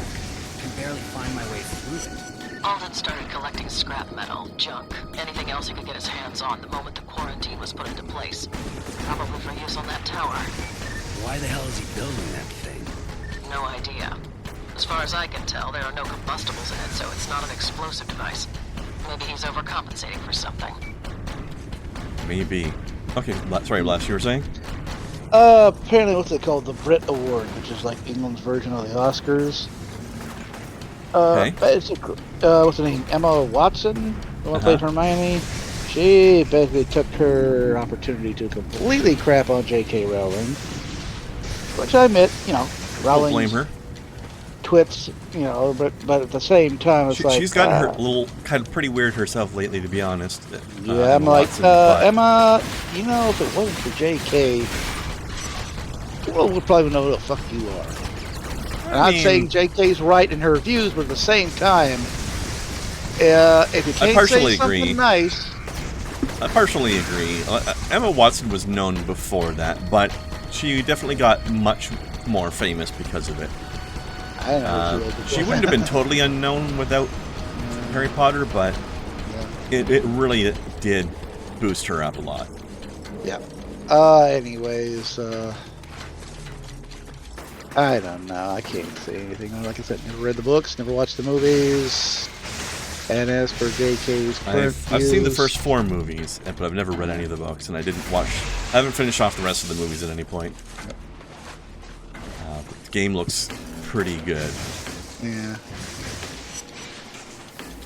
But they're putting in a lot of attention to detail, so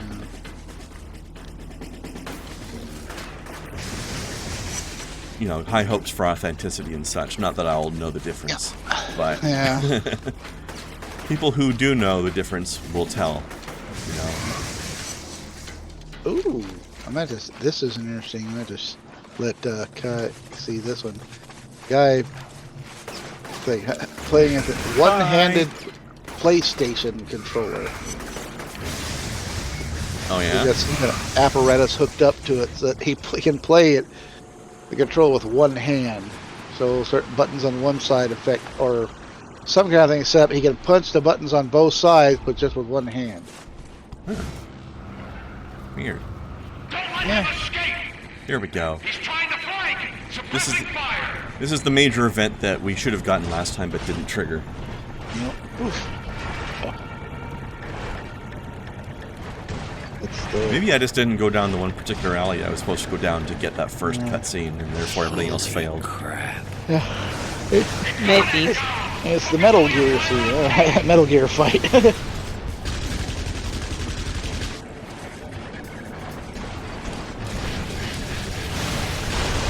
big fight at the end of Ghost in the Shell, which I'm looking for. The only thing I've ever experienced from Ghost in the Shell was the old PlayStation 2, I think it was, game. I read the manga, the first series, later on getting the second series. Saw the original anime movie. And I enjoyed the anime, the standalone complex. Standalone Complex, yeah. I know those. The game was very good. I don't know how accurate it was to the story or not, because I don't know the story. But the game was a lot of fun. Here's the thing about the actual manga, for both manga volumes.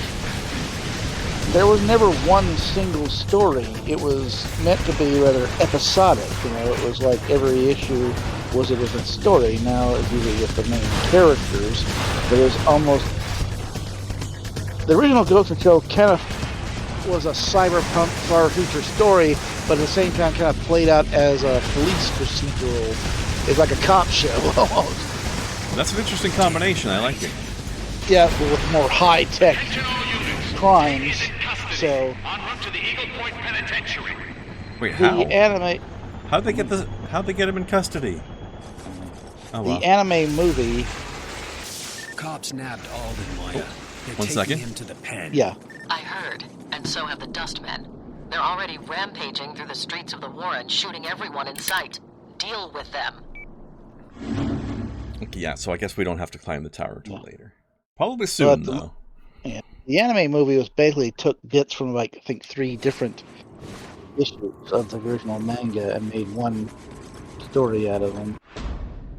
So, in fact, the second manga series only made a passing mentions of characters in the first one. It was like with a whole new set of characters. That one was, but all the animes since then have dealt with the characters from the first series. Now, I have not seen at all any of the live-action movie. I know. I've got one friend who's big into transhumanism, and he really likes Ghost in the Shell because he says there's a lot of transhumanist stuff in it. Oh yeah. Oh, that's the thing. The creator of that, Masamune Shirao. You read a lot of his books. He is definitely into that sort of thing. Snowcat, you were making some inquisitive noises there. Are you? Do you know what the term transhumanism is about? Yes. Okay. So. Yeah, apparently Ghost in the Shell has a lot of that kind of stuff, or at least some. Well, if you So like he's interested that, in it because of that. But I there's think it's quite a because bit of he's... Sorry, Blast. I think it's Oh, because sorry. he's... he has a lot of... he has a few disabilities and is very dissatisfied with his meat body. So he's probably just very interested in, like, if he could take his consciousness and get it out of his flawed meat, he wants to do so. That's quite a bit of that. Okay, One series that was really great from DC Comics. It started under their Helix imprint, but when that tanked, they rolled it over into Vertigo Comics, and it was called Transmetropolitan. Oh, I love that comic. Yes, and there was Or a bit that's- of that. I think it was like, what, 10 or too. 12 issues ever, I think? Something like? No, it ran for a few years. Really? Did I only get a partial thing of it? Because I thought it ended after, like, 10 or 15 issues. No, let me see if I get exactly how many. Or maybe issues it... ran. Maybe that was just at the time, because this was a long time ago that I read them. Maybe there was a second arc at some point? It ran from 1980. It ran for 1997 to 2002.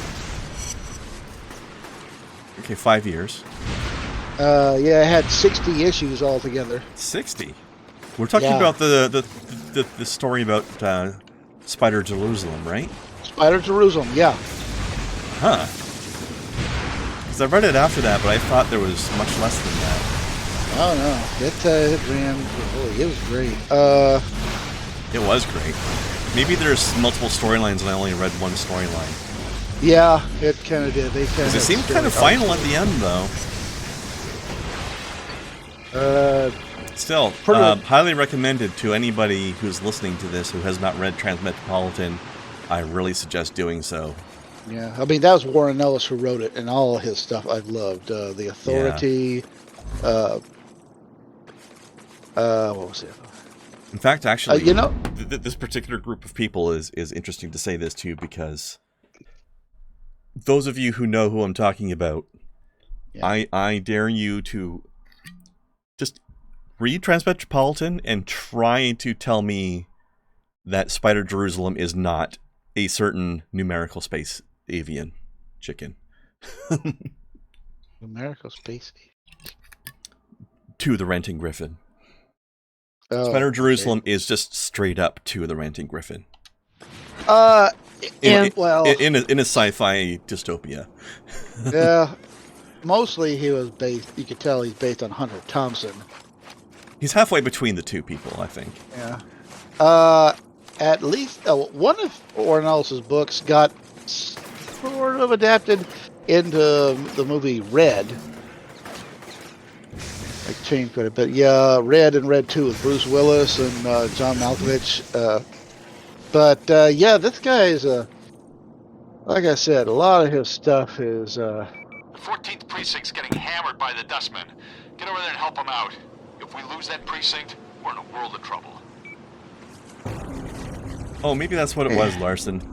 Oh yeah, Freak Angels. That was a great one too. The comic Transmetropolitan comics I read were, while they weren't huge, they were a little larger than the average comic book. Yeah, yeah. So maybe the form I read it in was like a collection format. So maybe that's what it was. I have not heard of Freak Angels. That was a good one. It was a web comic that he did a few years ago. I think you can. It's still out there on the web. You can find it, and you can probably find the collected edition in print as well. Definitely love Transmetropolitan, though. I mean, a lot of his stuff kind of involves almost like a transhumanism. There was one series he did for an indie imprint called Dark Blue, which I love. I just realized I'm standing here shooting a bunch of enemies while I'm standing right next to one of them. Right in front of them, yeah.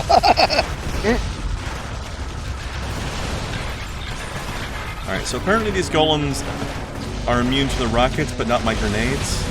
Yeah. Seems like. Maybe the rockets were just hitting the armored parts. That thing, you know, that kind of reminds me of, oh god, when everybody in Call of Duty uses the Goliath power armor, that's like, unless you've got like a rocket launcher or maybe an EMP grenade, that's going to be possible to take that thing down. Yeah.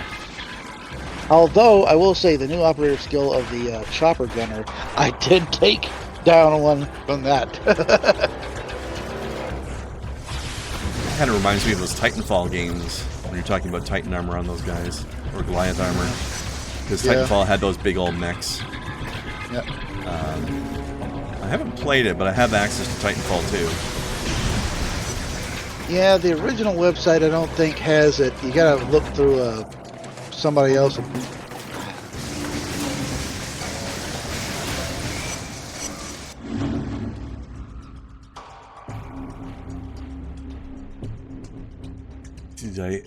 Did we ever check out Digger? I don't remember what Digger is. If you told me about it before, I have entirely forgotten about it.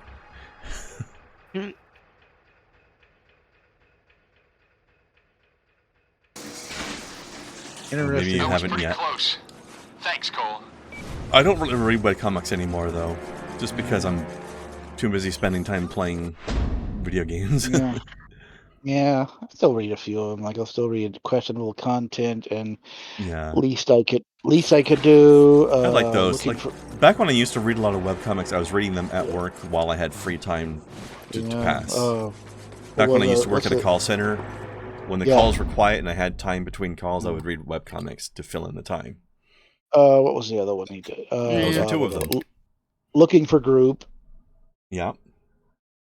And they had a third comic at once. It was called Gutters, which That I was don't kind know. of a satirical look at comics in general. Anything that's happening in comics, there'd be a comic to make fun of it. But Larson, feel free to link Digger's. Oh, you just did. All right. Good timing. Yeah. I'm probably not going to read it myself, but Yeah. that's just So because you want me to throw it? throw it into the Discord links thing. Sure. Not for me, but for anybody else who wants it. Yeah. I still read what is it? Girl Genius, great series. Oh yeah, I loves me some Phil Foglio. Maniacs have outfitted Do you like? city buses with There's one Hold called on. Gunner Creek. shooting everyone in sight. We need to take control of this situation before the military catches wind of it. If they think the Dustmen might use those weapons to break through the quarantine, they will take action. Just sit around all day dreaming about blowing stuff up. You know what to do, Cole. It's the military, of course they do. All right, so now we have the opposite of our bus mission. Now we're destroying the bus instead of protecting it. Right. Actually, multiple ones. I think. Damn, armor's too thick. Need to try something Shit. else. All right. Maybe I need to get closer. Hop on. Oh shit! I don't have the. Didn't have the momentum. Oh, I am so dead. I would be if it was with before I won. Okay, I need to get ahead of it and get on top of it. I think. I remember doing something like that. But a couple of other good webcomics I can recommend are Gunner Creek Court and Girl Power.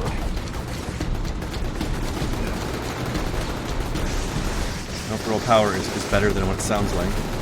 It's okay, GRRL, Girl Power. It's okay when a complete and utter comics nerd gets superpowers and gets to join like a government team of superpowers.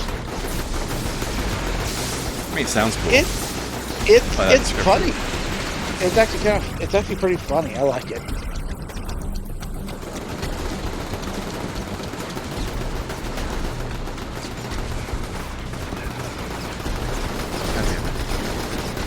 This is a very awkward place for this guy to be right now because I can't drop on top of him.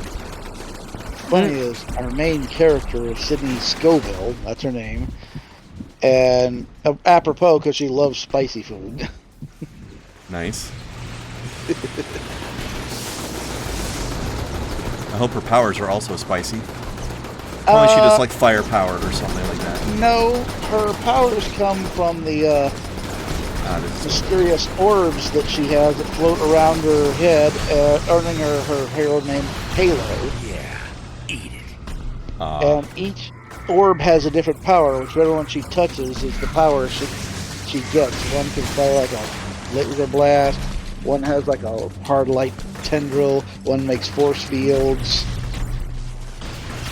I mean, those are cool powers. I just feel like Scoville would have been a great time to have flame powers. Yeah. Well, as she said, she's got a couple of orbs there. She has no idea what they do, and has not found that out yet. So for all she knows. Besides, any lawman that stayed in this hellhole is the real deal. And respect that. You got a point there, Zeke. Yeah. All right, let's see. It's not really near the rail line, but at least that will give you a start. Yeah. Oops. Well, what's our NSFW threshold? Well, Twitch has an NSFW threshold, and I have a personal one. I think we all know what Twitch's is. My personal one doesn't really exist, so if you've got a link to something that's NSFW that you want to show, like a naughty comic or of some sort or something, then feel free to give us a link, and we will post it in the Discord, but post it with a NSFW tag, please. whoever's doing it. I.e. either blast or snow. Oh, wait a second, now it's getting closer to the line. Okay. Yeah, no, I've got nothing against that kind of thing. As long as people know what they're getting into. Oh, hey! Hey, a bot. It's been a little while. Yay, bot. Denied. Snowcat's got her sharpshooter skills ready to go, I see. Oh yeah, it's not the old bot, and not the fun bot. I mean, you can click the link too if you want, Larson. It's fine. Yeah. Forget the name of it. Shit, it turned around. I thought the bus was going the other way.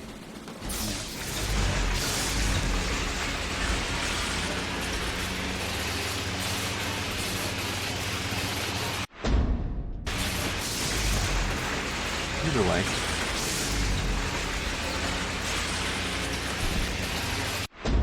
I'm gonna have a peek at that comic just out of pure perversion, even though I likely won't end up reading it. Although, while we're on that topic, Oglaf is a great NSFW comic. Strong sense of humor, good art. There is smut, but it's not the main focus necessarily. The humor is the main focus. If you want a good NSFW fantasy humor comic, try The Party. What's going on out there?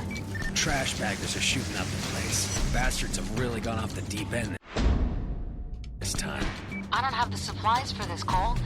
You have to stop them before it gets worse. I will. Yeah, obviously. I roved out in search of truth and love. That's an interesting title.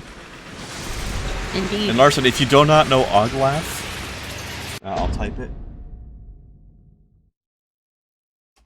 Check that one out if you don't know it. Yeah. It's very funny. Of course you know Oglaf. Good man, good man. Talk about a funny fantasy webcomic. That's still got to be Order of the Stick. Order of the Stick is great. Yes. I love how they're maintaining the nobody knows the elf's gender joke so much. Yeah. I tell you, it's funny, and I told this to Kai, and she was almost kind of like, how dare you know me so well?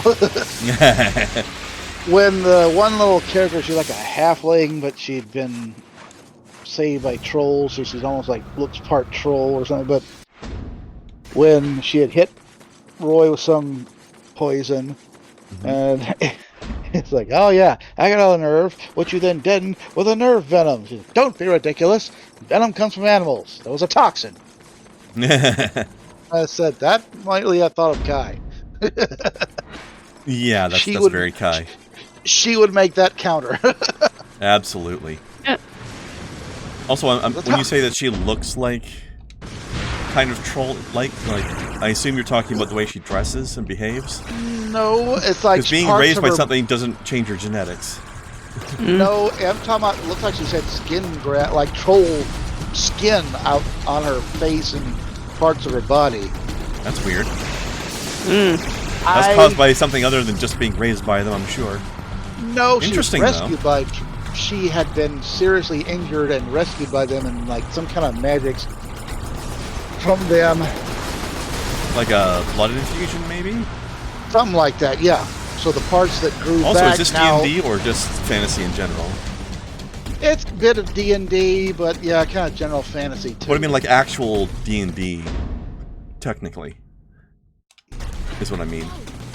Yeah, you could say that. Because trolls in D&D have regeneration powers, and if she got a blood infusion from them, I could see that maybe messing with her body. I'm trying to... That's all. That's why I'm asking so very specifically. I'm trying to find... Yeah, Order of the Stick is specifically D&D. Yeah. But I think you were talking about something else with that character, weren't you? Or was that part of Order of the Stick? It was Order of the Stick. I'm trying to find... Oh, okay. Sorry, that is definitely specifically D&D then, yeah. Oh, yeah. I'm trying to find that part of the... So yeah, if that character received, like, a blood transfusion from a troll, I could see that messing with her body for sure. Yeah. Oh, this one's going to be a pain in the butt because it's in the Find it. Power Dead Zone. I don't think that character had been introduced when I stopped reading. Yeah, I'm trying to find. I don't know anything about her. She sounds cool though. That's a neat idea. Yeah. She said she was what, a halfling? You said? I believe so. I'm trying to find her origin story again. I'm looking at a trollified short stack sounds interesting.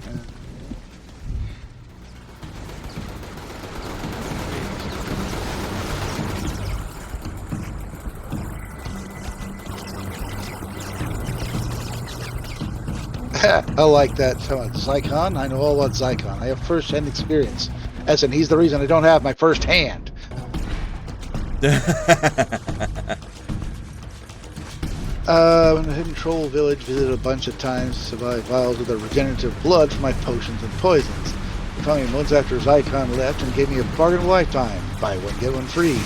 Turns out troll flesh always grows back, even when you mix it with a halfling. That kept me alive, didn't do much for my complexion. Sounds like an interesting character. Yeah. Yeah, trolls are nasty in D&D. The only way you can kill them is with fire or acid, because that's the only kinds of damage that it can't regenerate. Yeah. Other than that, it will regenerate from literal death. I don't know what it was Zyklon hit her with. I mean, he is a lich after all. Ooh. He ripped his arm off and beat her with it. I don't know. Hit her with some kind of dark, very almost black-looking energy. Both liches and trolls could literally do that. So. But anyways, yeah, that's the. But that character, like that comeback, was like nonsense. Venom comes from animals. It was a toxin. So she's a short stack who regenerates and has all the sass and sarcasm of a Kai. Oh yeah. I like her. Yeah.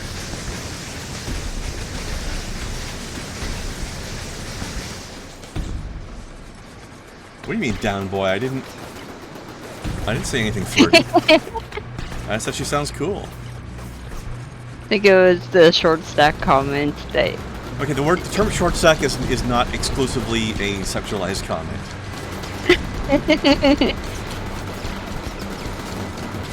Although it's often used that way. Doesn't have to be. Oh shit, I thought I destroyed that.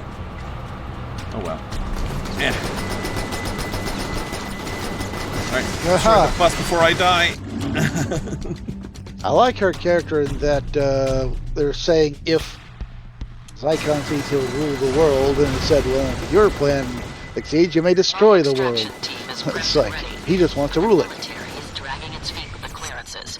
Head for the prison and secure Alden until they get there. Won't be long before the Dustmen try and break him out. I like her, and it kind of fits with one of my characters. My job is to protect the world, not the status quo. Also, Larson, anybody who's turning into a troll, the D&D trolls are incredibly hideous. There's no way I'm getting horny over somebody who's turning into a troll.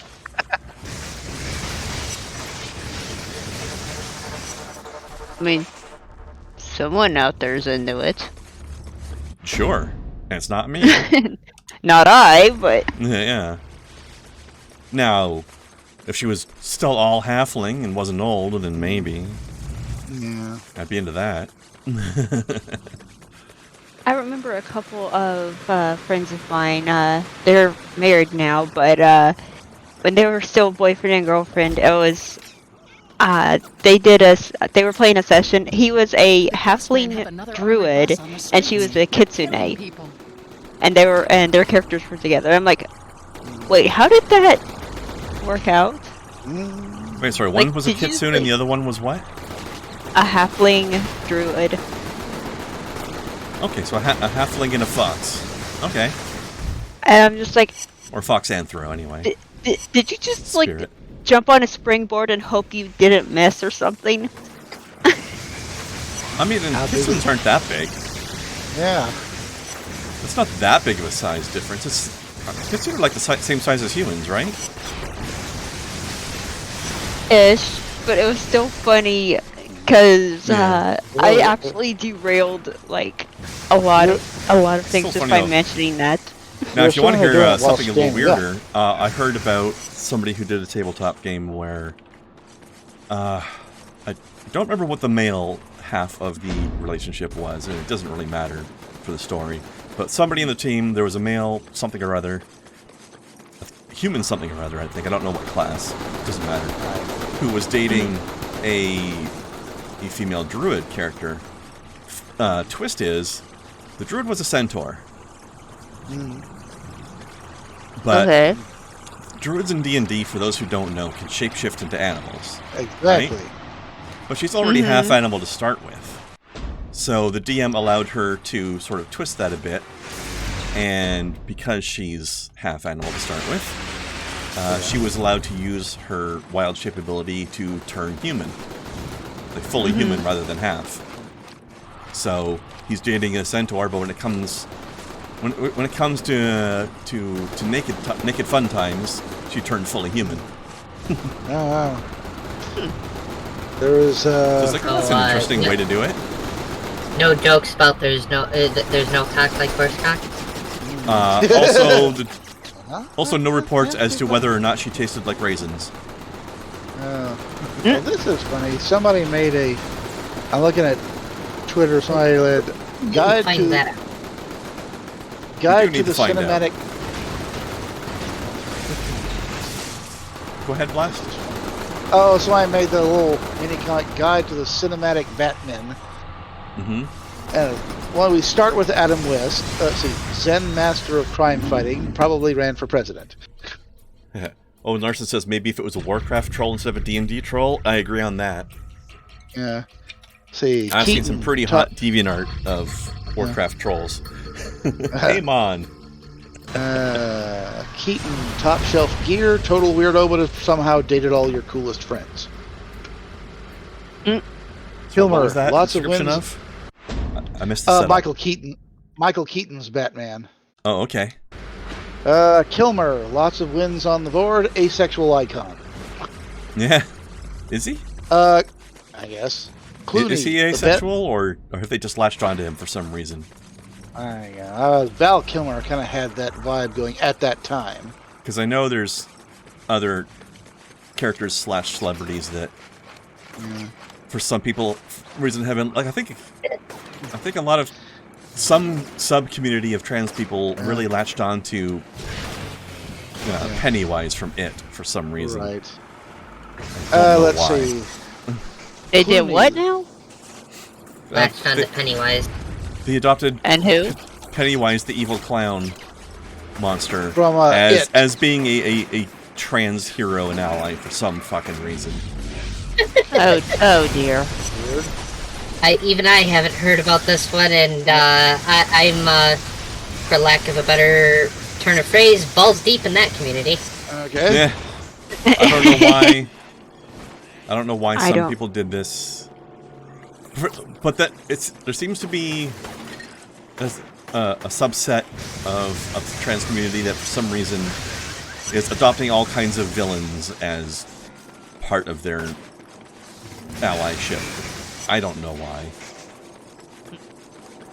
It's weird. I don't know if they're just trolling or if they're serious, because it's getting harder and harder to tell these days. Meanwhile, I'm over here sewing a sock together into a wrist guard. That's much saner than anything I just said. Oh, Larson, share this art if you have it online. Or you could post it in Oh, right, never mind. Larson, you realize this is going to be an ongoing meme until you finally give in, right? Which is the entire point. Wait. Yeah, this way.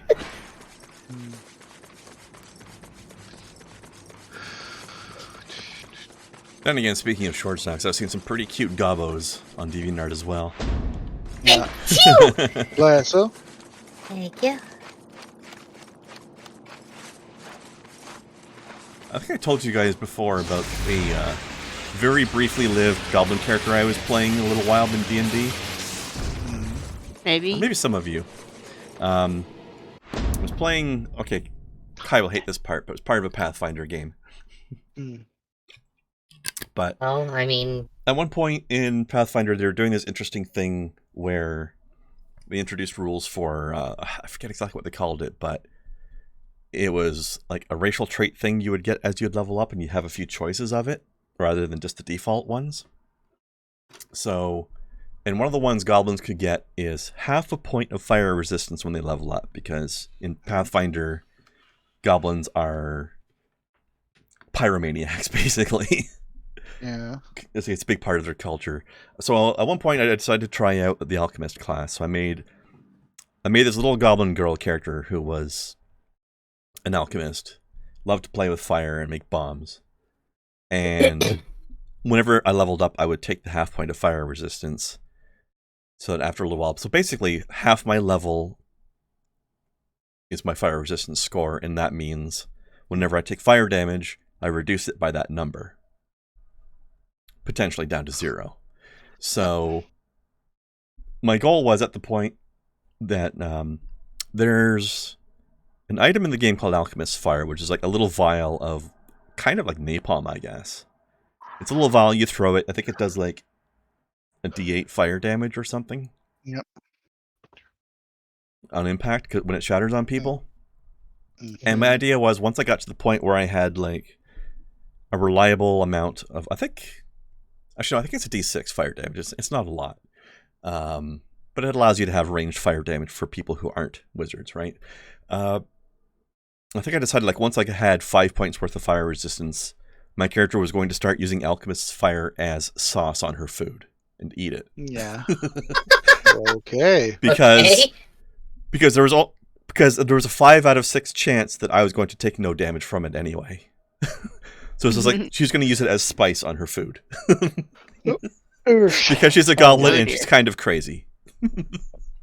Oh, by the way, did you ever I'm looking at something made me think. You ever watch Joe Cat's guide to Final Fantasy XIV? Listen, there's another armored bus. I've never watched Joe Cat. Won't stop until His videos are hilarious. I just haven't experienced them before, so yeah, maybe. What about it? He's done videos. He covered all the weapons of Monster Hunter. Oh, there's some silly ass weapons in that game. Yeah, he did the different weapons. He did one on each of the classes of D&D, and he did one. He didn't do it on the different jobs. He just did the 3 types of Final Fantasy XIV. So there's one on tanks, one on healers, one on DPS. Right. Okay. The classic Trinity. And and he kind of made Final Fantasy XIV. It's like basically everybody's a DPS because everybody has something that deals Everybody's damage. capable of it. Yeah. Some classes can only be DPS, but some of them have the choice, and that's, I think, always a choice. Star Wars does the same thing, too.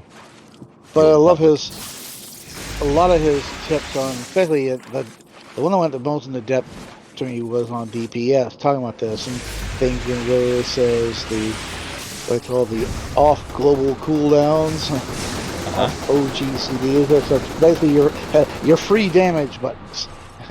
Oh yeah, okay, push it. Something being able to do damage that ignores global cooldown is useful. Yeah, and he says, "So use your free damage buttons. It's free damage." Yeah, he's not wrong. And the thing, read your tool tips. It's like, so many people got a great thing that they never use because they haven't seen what it does. Yeah, seriously. Oh yeah, this guy is like that is a cute troll, Larson. I like it. Okay, let me see. Click, click. Aha! Now, Warcraft trolls don't have the same level of regen that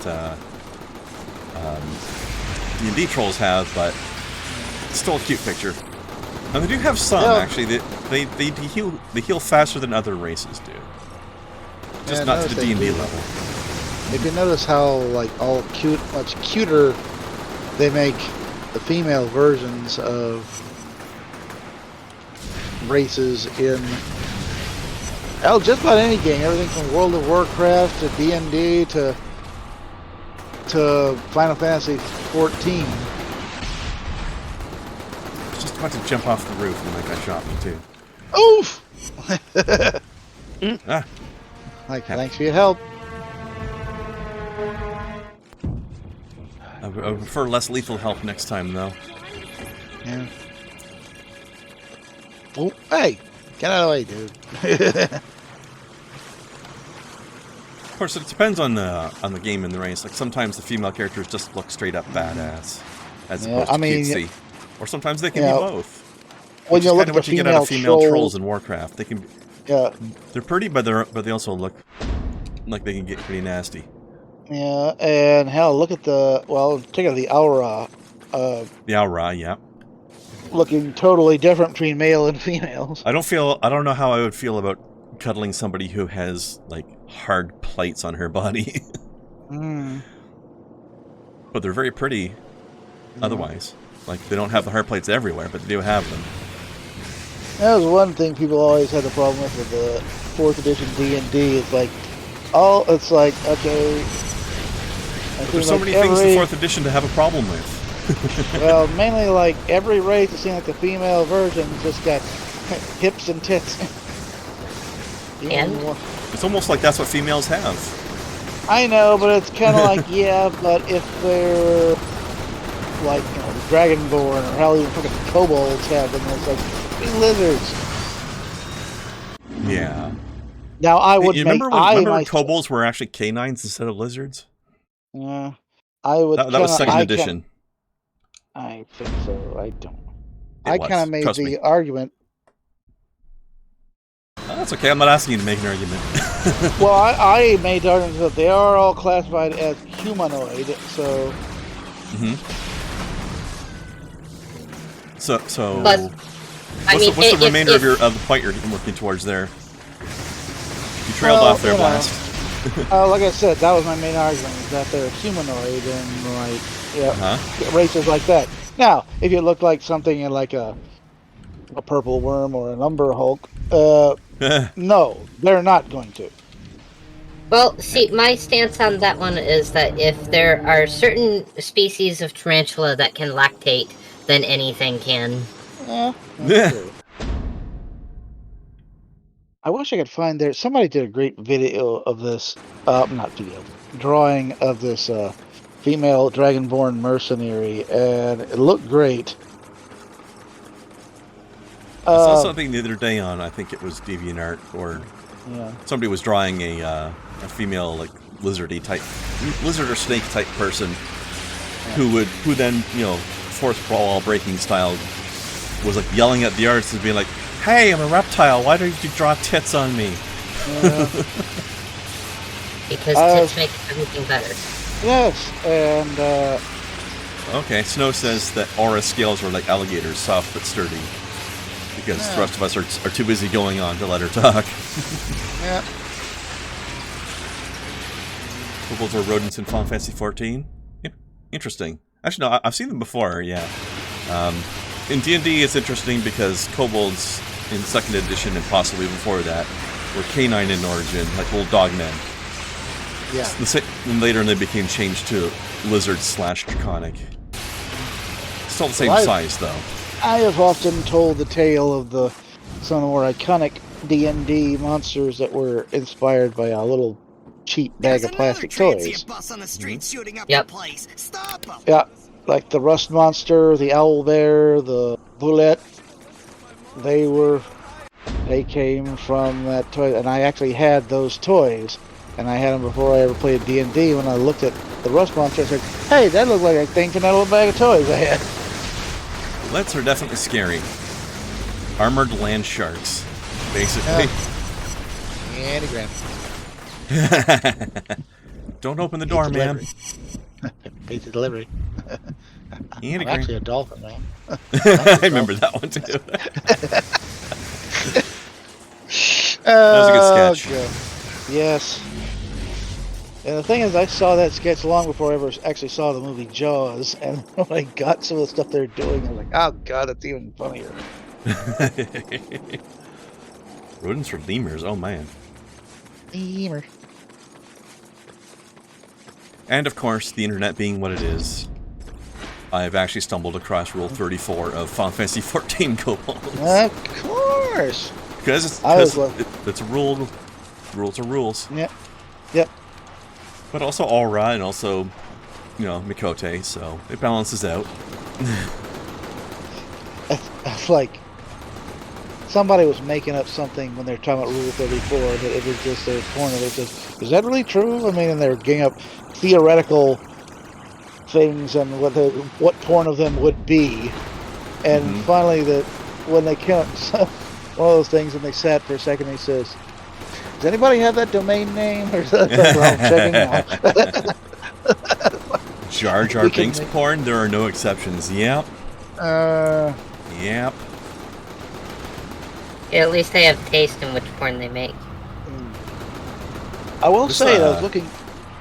No, go ahead. I was actually looking up Rule 34 and adult of this one character from a comic, and I could not find any. I said, either she's not well enough known or people are nice enough to leave that character alone. All this Rule 34 talk reminds me of the recent fascination with Pokemon Smash or Pass. And some of the ones I've seen people voting on are like, it's like, how are you voting Smash on this particular Pokemon? I can't, like, I'm looking at this thing and I can't even see how it would be physically possible. Like, there's no place to put anything. What would you even do? It does. I don't know. And I think it is, isn't it? No, this is not on Steam. I am playing this through a service called PS Now. I could have sworn I saw it, but I guess I must have seen something else. I don't think it's Sony exclusive. I don't. Let me just check Steam real quick and see what there is on there that might be. That maybe is what people are thinking of. Okay, no, there's nothing even close to it on Steam. Now you might have this game confused with something else, Toaster, but also hello. Yeah, I actually tried to see if I could get Modern Warfare through Steam, and you can't. At least not the current version. Yeah, you have to go. You don't necessarily need the PS3 though, Toaster. Unless you want one for other reasons anyway. But look up. Like, if you've got a decent, halfway decent PC and you're not just working off of a phone or something, look up... Sorry, what? He does. He just got a new one. Okay, cool. Look up PS Now. So PSNOW. It's a subscription service, but it lets you play a whole lot of PlayStation games on your computer. So it's basically Netflix for PlayStation games. They're not all on there, though, but a lot of them are, including these ones. So it could get you what you want without having to, you know, buy what's at this point vintage hardware that might be expensive because of the fact that it's hard to find now. Much cheaper option for you is what I'm saying. And you can even use an Xbox controller to play it, which I find to be entertainingly ironic. Yep. Alright guys, get out of the blast radius, citizen. Yep. Okay. Sorry about the guy in the car. Yeah. But you shouldn't have driven past a giant golem. To be fair. Yeah. That's probably a foolish idea to begin with. So get out of here, little scrap crab. Guy, why are you standing in the middle of the street? Get the fuck out of here. Idiot. This guy's just standing right next to it. And now they're going to blame me for killing him with a grenade. Dumb shit. It's your fault.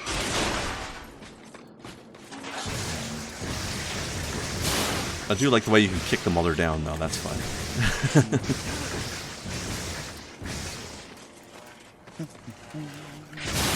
They scuttle around, but then they do like a little scorpion tail attack.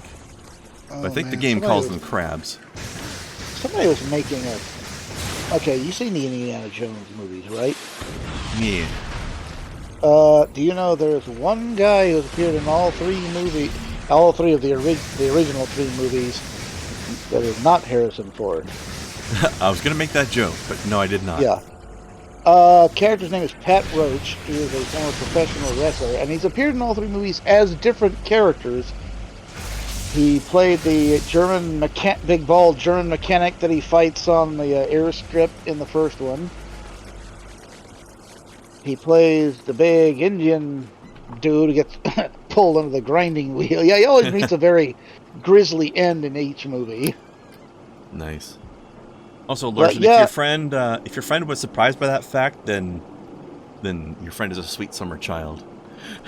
Yeah, he was in Raiders of the Lost Ark, Temple of Doom, and Last Crusade. Cool.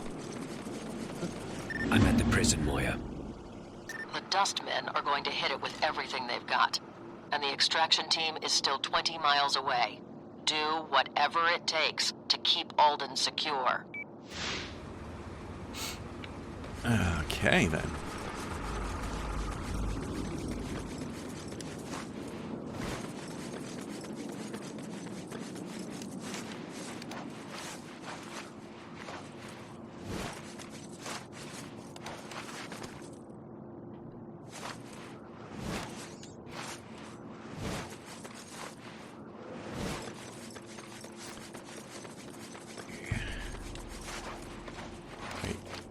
Want me to go over there? Ooh. How nice. They set up an infinite ammo spot for me. Wait, now they want me to go down? Make up your mind, game. What do you want from me?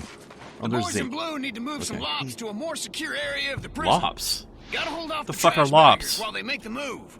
What the hell is a lop? A prisoner, Thank you. man. You know, a shank holder.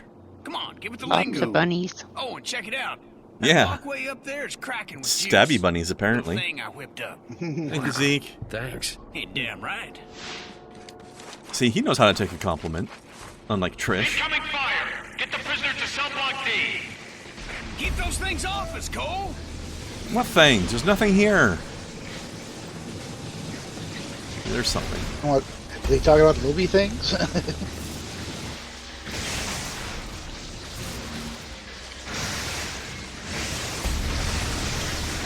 This is not working. This. That works.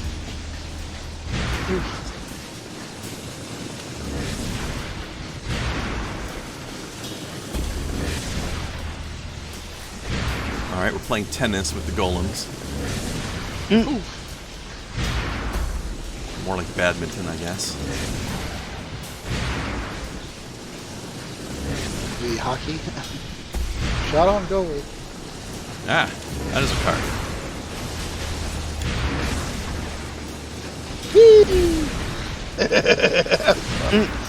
There's something kind of jaunty about the...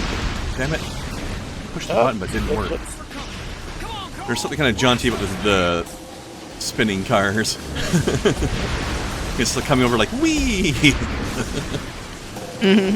Ah. Damn it. Got all the lobs moved over to the new cell block. I have never heard That was lops good work, before brother. or since. I think you made that up, Zeke. Oh, hell. Like the rabbits? Zeke, get out of here. Run! No way, man. My guns are locked and loaded. These guys will kill you. Go help the cops lock down all. They breached the wall of the There's a yard! lot of guys. I'm in my base killing their mans. All of their base is belonging to you. But it will be after this mission. Yep. Oh Ooh. shit. Yeah. My infinite ammo is gone. Heck. I know. Well, at least this time the shielded machine gun turret is on my side.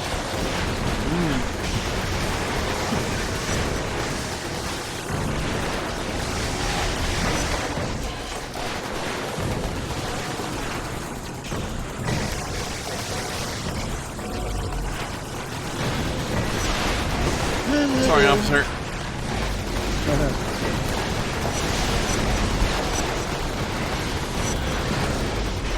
I didn't see whoever shot what knocked me down, but somebody ran off around the corner. We got Alden strapped to a set of box springs back here. 5,000 watts searching through his sorry ass. The bastard's out cold. Was that your idea? Nah, Gordon came up with it. Had to figure out a way to keep Alden from using his powers. Lucky it worked. Dude was bad news.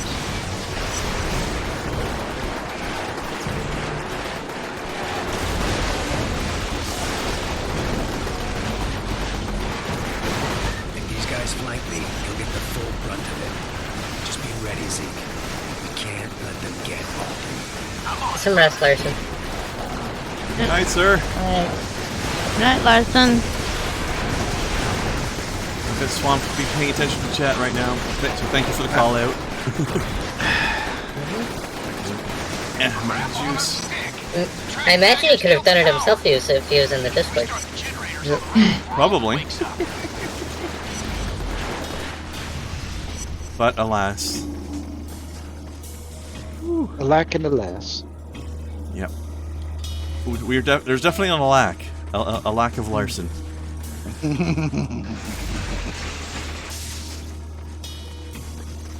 Alassie.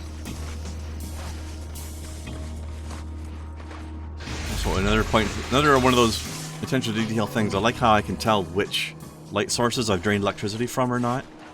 Because the light goes out after I use it to drain. Yeah. Nice touch. Useful. Wait, what? Run. Game, what do you want me to do right now? Ugh.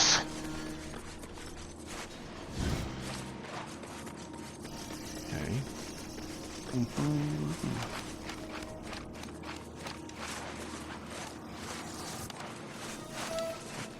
Ninja. You're wanting me to climb up here, so I'll do that and see what happens.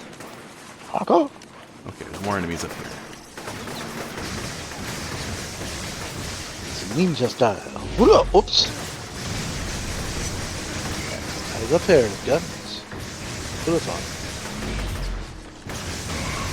thought? Haha, take that, you cover-having person. Now the cover has you. Push.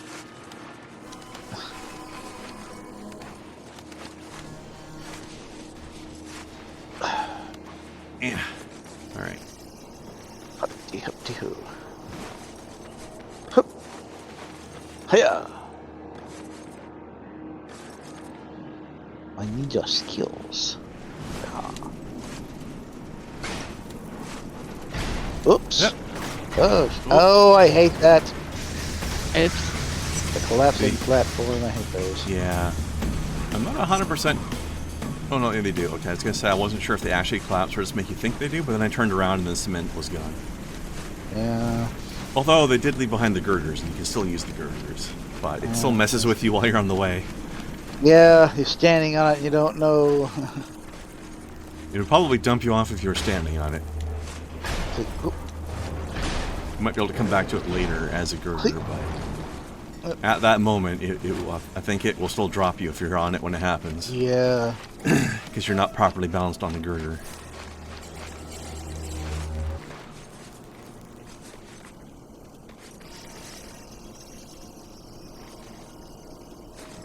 Cole, what are you doing?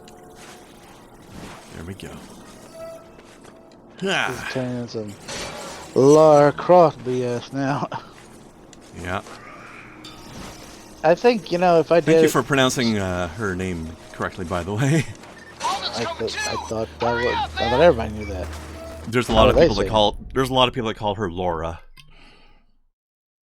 But there's no because they're dumb and they see imaginary U's that don't exist. Imaginary me's, hey.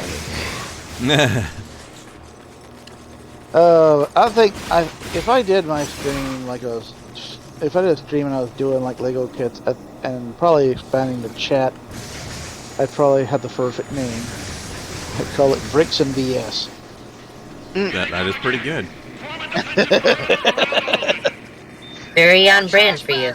Yes. Well, I was gonna call it Brickman, but somebody already got that handle. This is a better name anyway.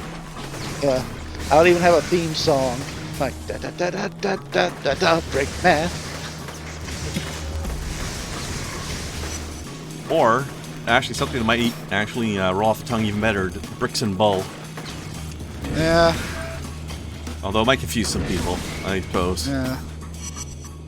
But that is, as they say, their problem. Bricks and Beals. Yeah. Talk about whatever. Brick, talk about whatever within terms of service.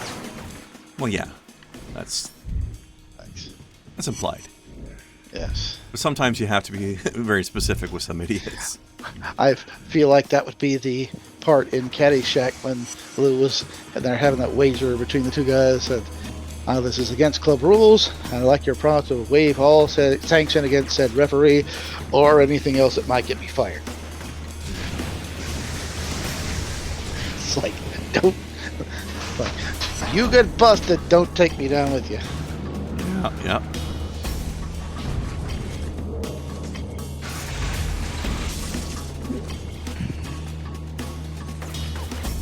I was telling him what my next this guy's way down there. That I get would want to be. I was thinking looking at some more of those car kits, but there's some nice Star Wars kits too.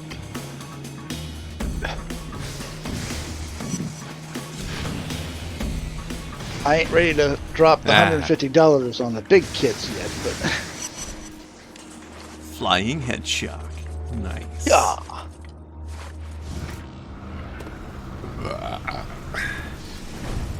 Pizza.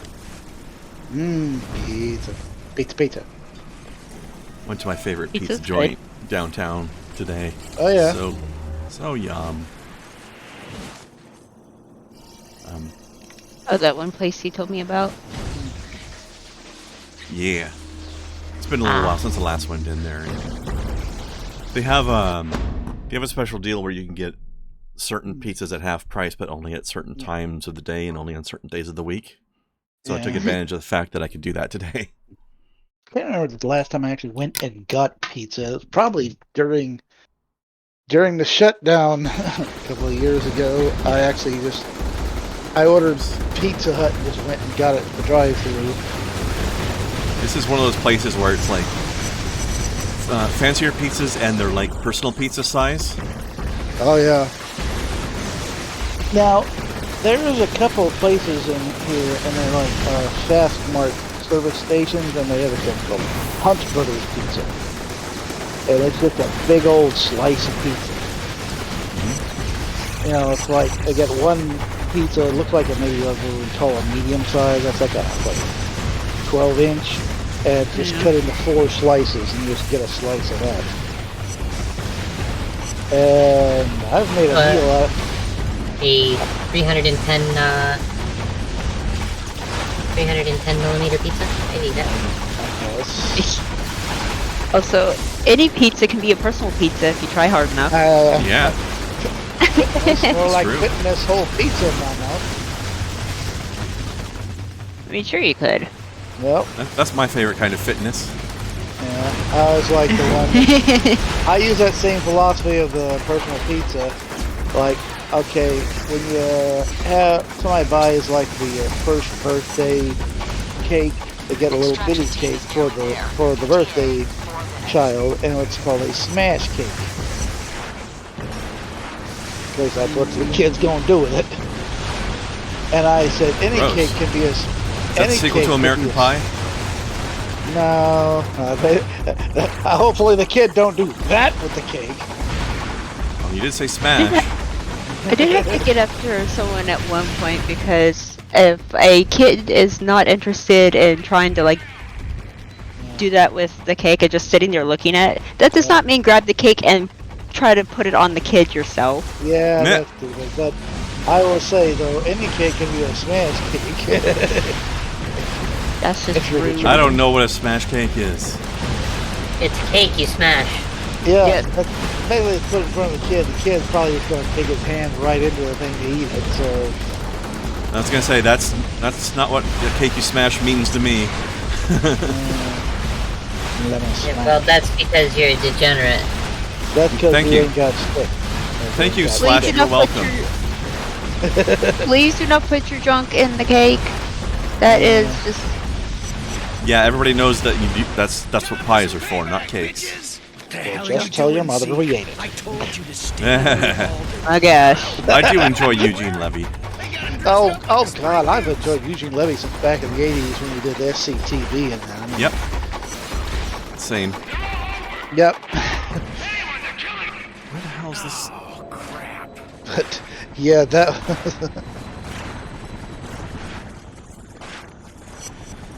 There he is. Oh my god. By the time I got inside, it was too late. The place was slick with gore. There's a The phrase. bastards never got any backup. If Zeke kept his post, they'd be alive now. And Alden would still be in a cage. Would he, though? Not sure Zeke's ever gonna forgive himself for this. Can one man make that much of a difference? that he should. Possibly, but not guaranteed. he ain't Michael Knight, Screams so from I Tent guess. City. They were drunk That's true. with power, proud of their victory over the cops. No, he eats his hamburgers, you know. Normal. Another race fear seems farther away than Yeah, Hang on, that guys. was Hang like on. Hang on. Alden knows we're coming. He'll prepare. I know I throw out a snarky comment in the middle of a cutscene sometimes, but I don't know. take that as a signal to open a free-for-all. That was kind of like the tagline for Michael Knight. One man can make a difference. And he can. Michael Especially Knight. if he's got a really cool car. Oh, Exactly. hold on. Alden's gone, Moya. Transients busted him out and killed every cop in the prison. This is unacceptable, Cole. You had explicit orders to keep him there. What the hell happened? The goddamn army don't lay happened. this on me. I did everything I could.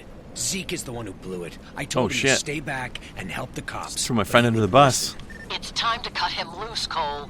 He's become a liability, and we have no margin for error, especially with Alden back on the streets.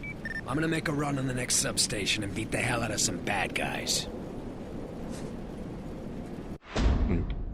I know I got superpowers, but did you see how many guys came at me? Jeez. Alright, I'm gonna do the substation and then we'll call it for the night. Right. Yay. Is there a also, submarine I should there? probably spend some XP. Yep. Oh, no, not quite yet. I know I'll still need 500 more for what I want. Never mind. This is a substation. Are there submarines there? No, it's the clubhouse next to the Dom station. I was kidding. That's even better. It's more Oh, convenient to dear. keep them close to each other. One pig holy.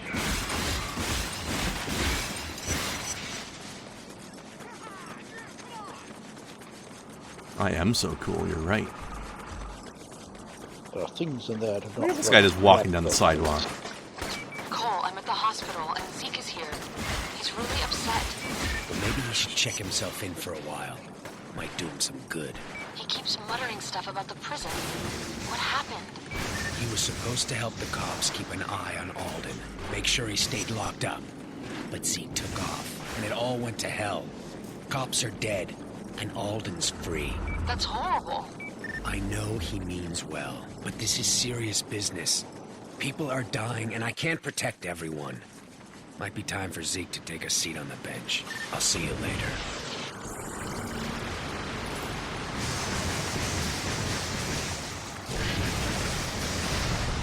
Ooh, Nightwolf Run, you're right.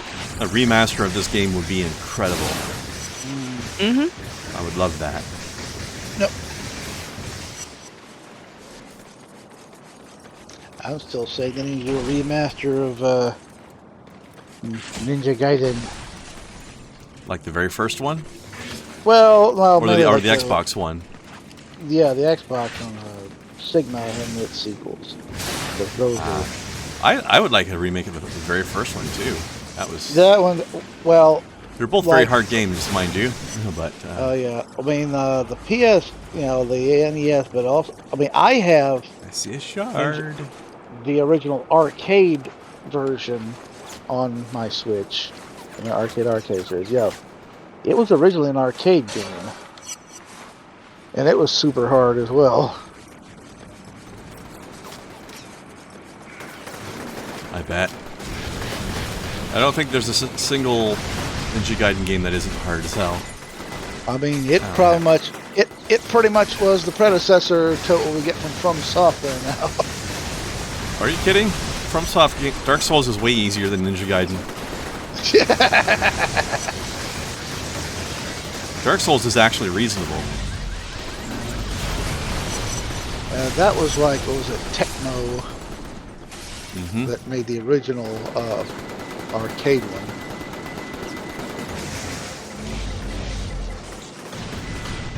It made another series that was another game that I don't know if it made to America. That was like more of a fantasy version of that. I'm trying to remember.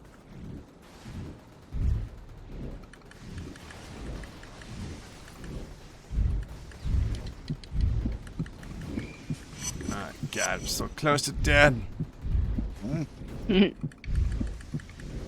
Once you hear the heartbeat going, you're almost dead. Ooh, okay.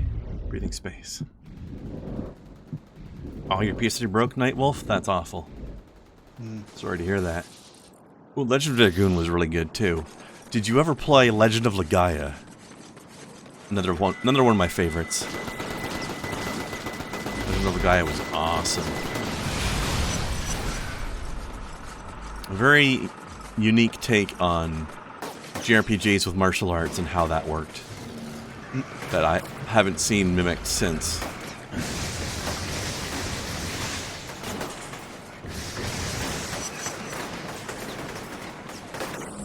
Oh god, I forget this one. Oh, Techno also the ones who made another of my favorite games, which I've been playing on Switch, Rygar. Ah, yeah. Which version?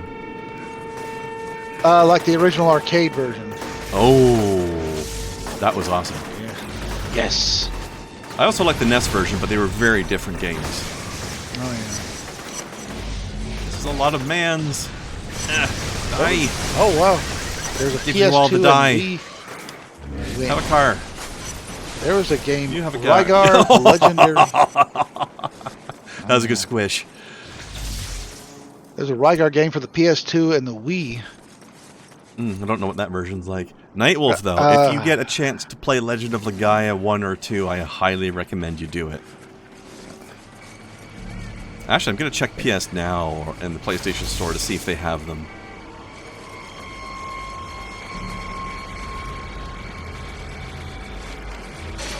Hydrate? Well, if you insist. Hydrate. You ever see the Jarhead movies? Especially the first one? Nope. There's a part in there when he goes, hydrate, and they're all drinking the water, and then the next part, dehydrate, and they're all kind of in a line taking a whiz. Oh, that's right. I can't drain electricity from anything here because I'm in the section that's depowered. Which is why there's more enemies than usual, because this is a completely out of control area. This is going to be harder for me to use grenades and such.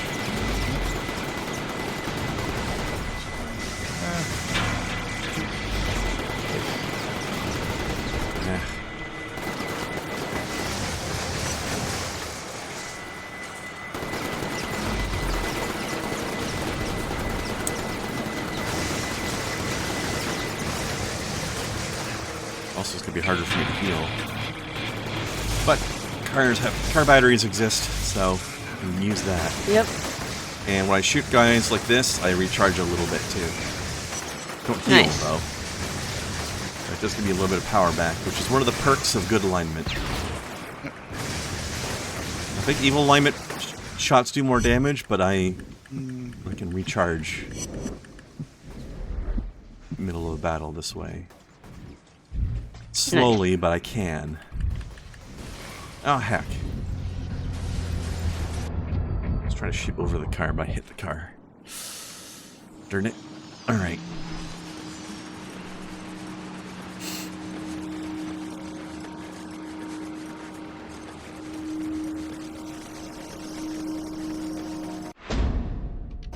Well, oh well. Got a bit of a run back. Yep. Running back to where I died. It's almost like I'm playing Dark Souls after all. Ooh, actually, superpowered Dark Souls could be an interesting idea. true. Imagine a guy with powers like Cole here, but in a Dark Souls setting. Oh, Like geez. it doesn't cost mana. Your weapon is just hand lightning. Yeah. Pretty neat. You okay there, love? What happened? I didn't hear anything. Hi. You okay? Yeah. Sorry. I was being, seamstress. Still working on your sock padding? Mm-hmm. Cool. Nice. Alright, you guys, get out of here. Yeah, get shot. I kill you.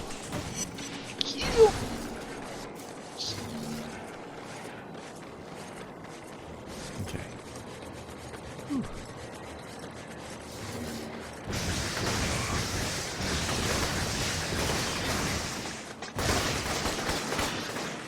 Yeah.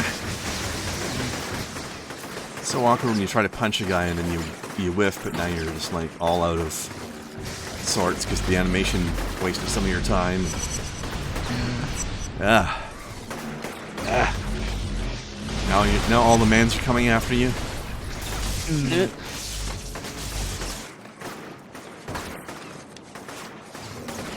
Not in that way though, but maybe sometimes.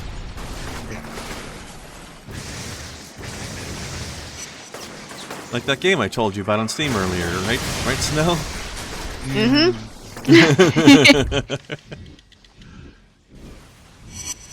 That was funny. What was it called again? I forget already.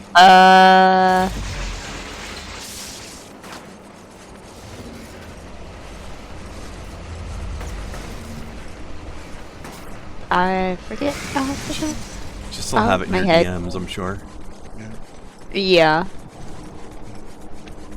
I think the one I'm some thinking of the weird of. porn games I find on Steam these days. Yeah, I think the game I'm thinking of that was like Ninja Gaiden but a more fantasy adventure was Tecmo Knight. Okay. Somebody mentioned that.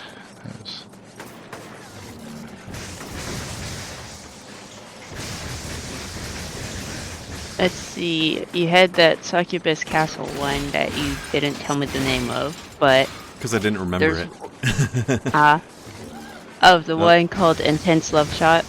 Yeah, Intense Love Shot. And yes, there was like it was a shoot 'em up kind of game with white shooting attacks. All right.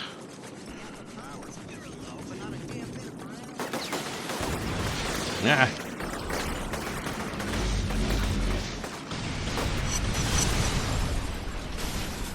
I think that one survived.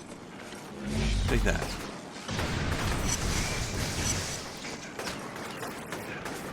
Random citizens, I really recommend you get the hell out of here. But you never listen to me. So why would you start now? And Eh? oh, I was looking at stuff on Tecmo Knight. It was like, yeah, it was like a side-scrolling beat 'em up, and it was super hard, just like Ninja Gaiden. And there were some scenes and like cutscenes of the stuff that kind of got a little gory in parts.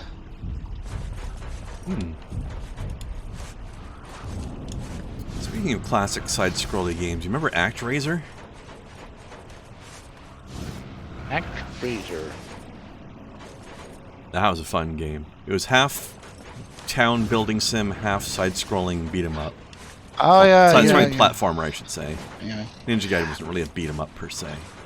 I tell you one thing that was good. Talking about building stuff. You remember a game called Rampart? Rampart? No.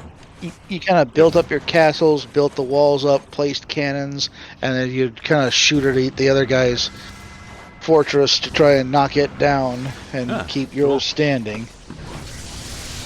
I don't remember what new power I get out of this, though. I don't remember what powers I don't have yet. What is this going to be? Oh, the shield! I forgot about the shield. super handy. Both literally and figuratively. Super, thanks for asking.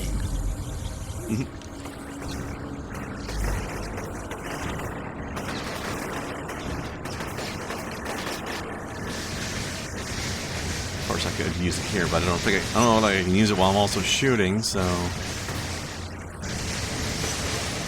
Yeah, they don't have Tecmo Night.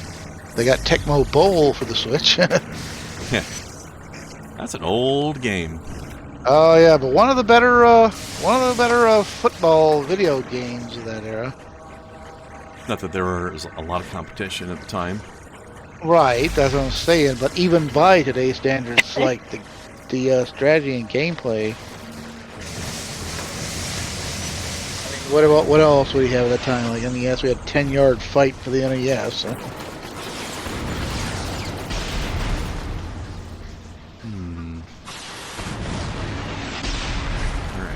What am I gonna do? Yeah. Oh, that doesn't stop rockets. Good to know. Warriors Chronicles.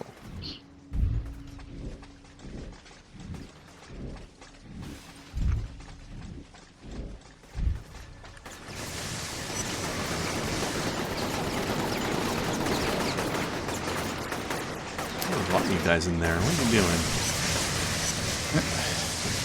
Trying to sneak up on the electric guy in the water? That is suicidal. Yes.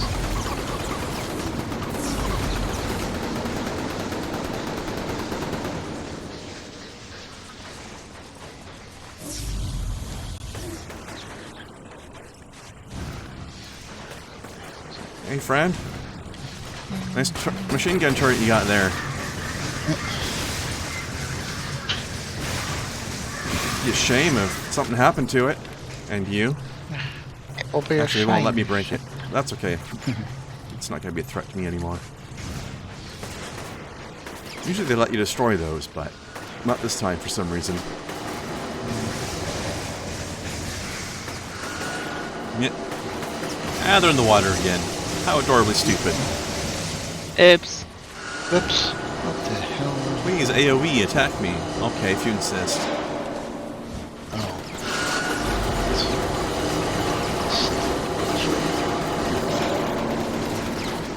Ooh, Fatal Frame. I forgot about that game series.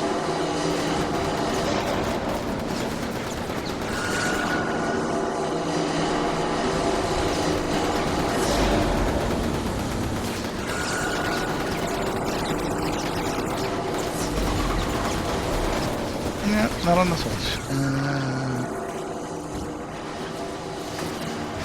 Oh well. How did you survive that? Yeah. How rude. Oh. Shoot you with a rocket, you receive the die. Ow. Speaking of receiving the die.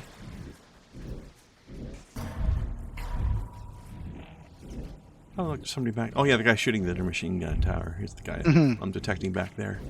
Machine gun tower, that's a turret. That's not a... What the fuck am I talking about?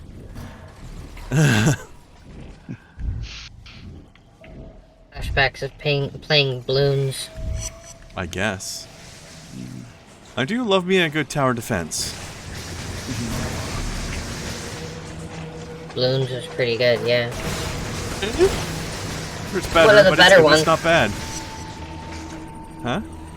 Balloons was one of the better ones in the era where there were so many cookie cutter ones. Yeah. Balloons was at least unique. People are still making them, but not to the frenzied degree that they were around that time.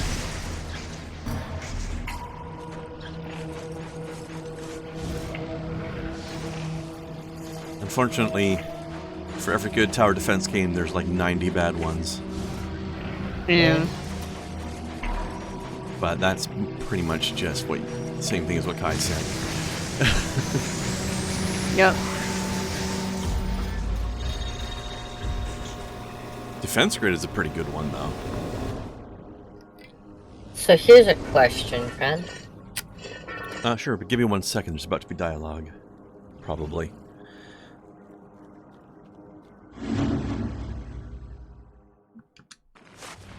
And No, wait, there it is. My name is John White. We need to talk. John, where are you? Meet me on the roof of the Adams building, and come alone. Okay, go ahead, Kai.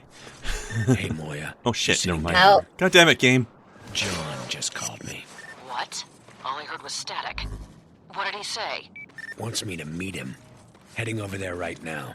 That's fantastic news, Cole. Except I'm really Yeah, not. I'll say. Finally starting to see some light at the end of this damn tunnel. Convince him to come in, but don't push too hard. So that's He's why been that undercover mission was for a called long Light time, in the So Tunnel. he might be a little paranoid. If he feels threatened, he'll run. Don't worry.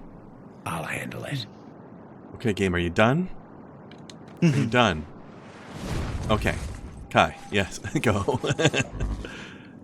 How difficult do you think it would be to source a quarter 20 bolt in Canada at a hardware store? I don't fucking know. How hard is it? Well, equally as hard as it is to do in America, I would say. Which is, I don't know. No, it's really fucking easy here, but, you know, you're in the land of metrique, so...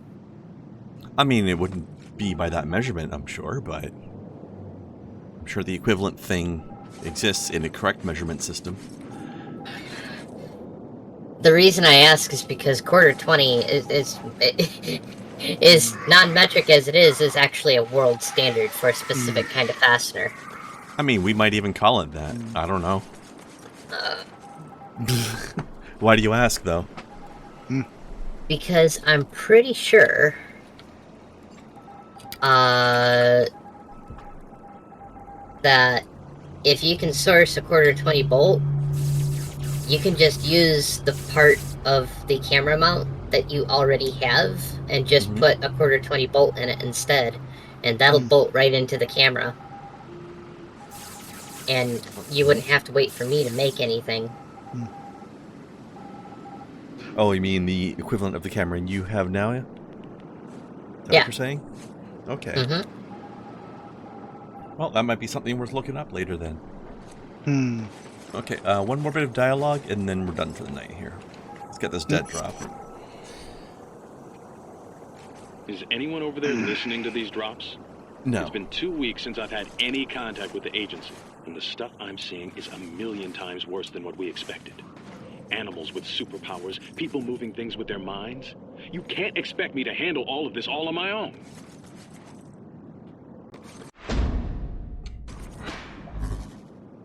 Alright. Let's save that here then, and raid somebody.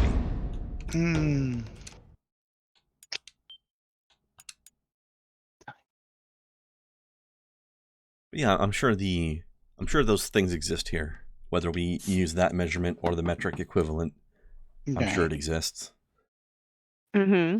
Basically, a quarter 20. It's a quarter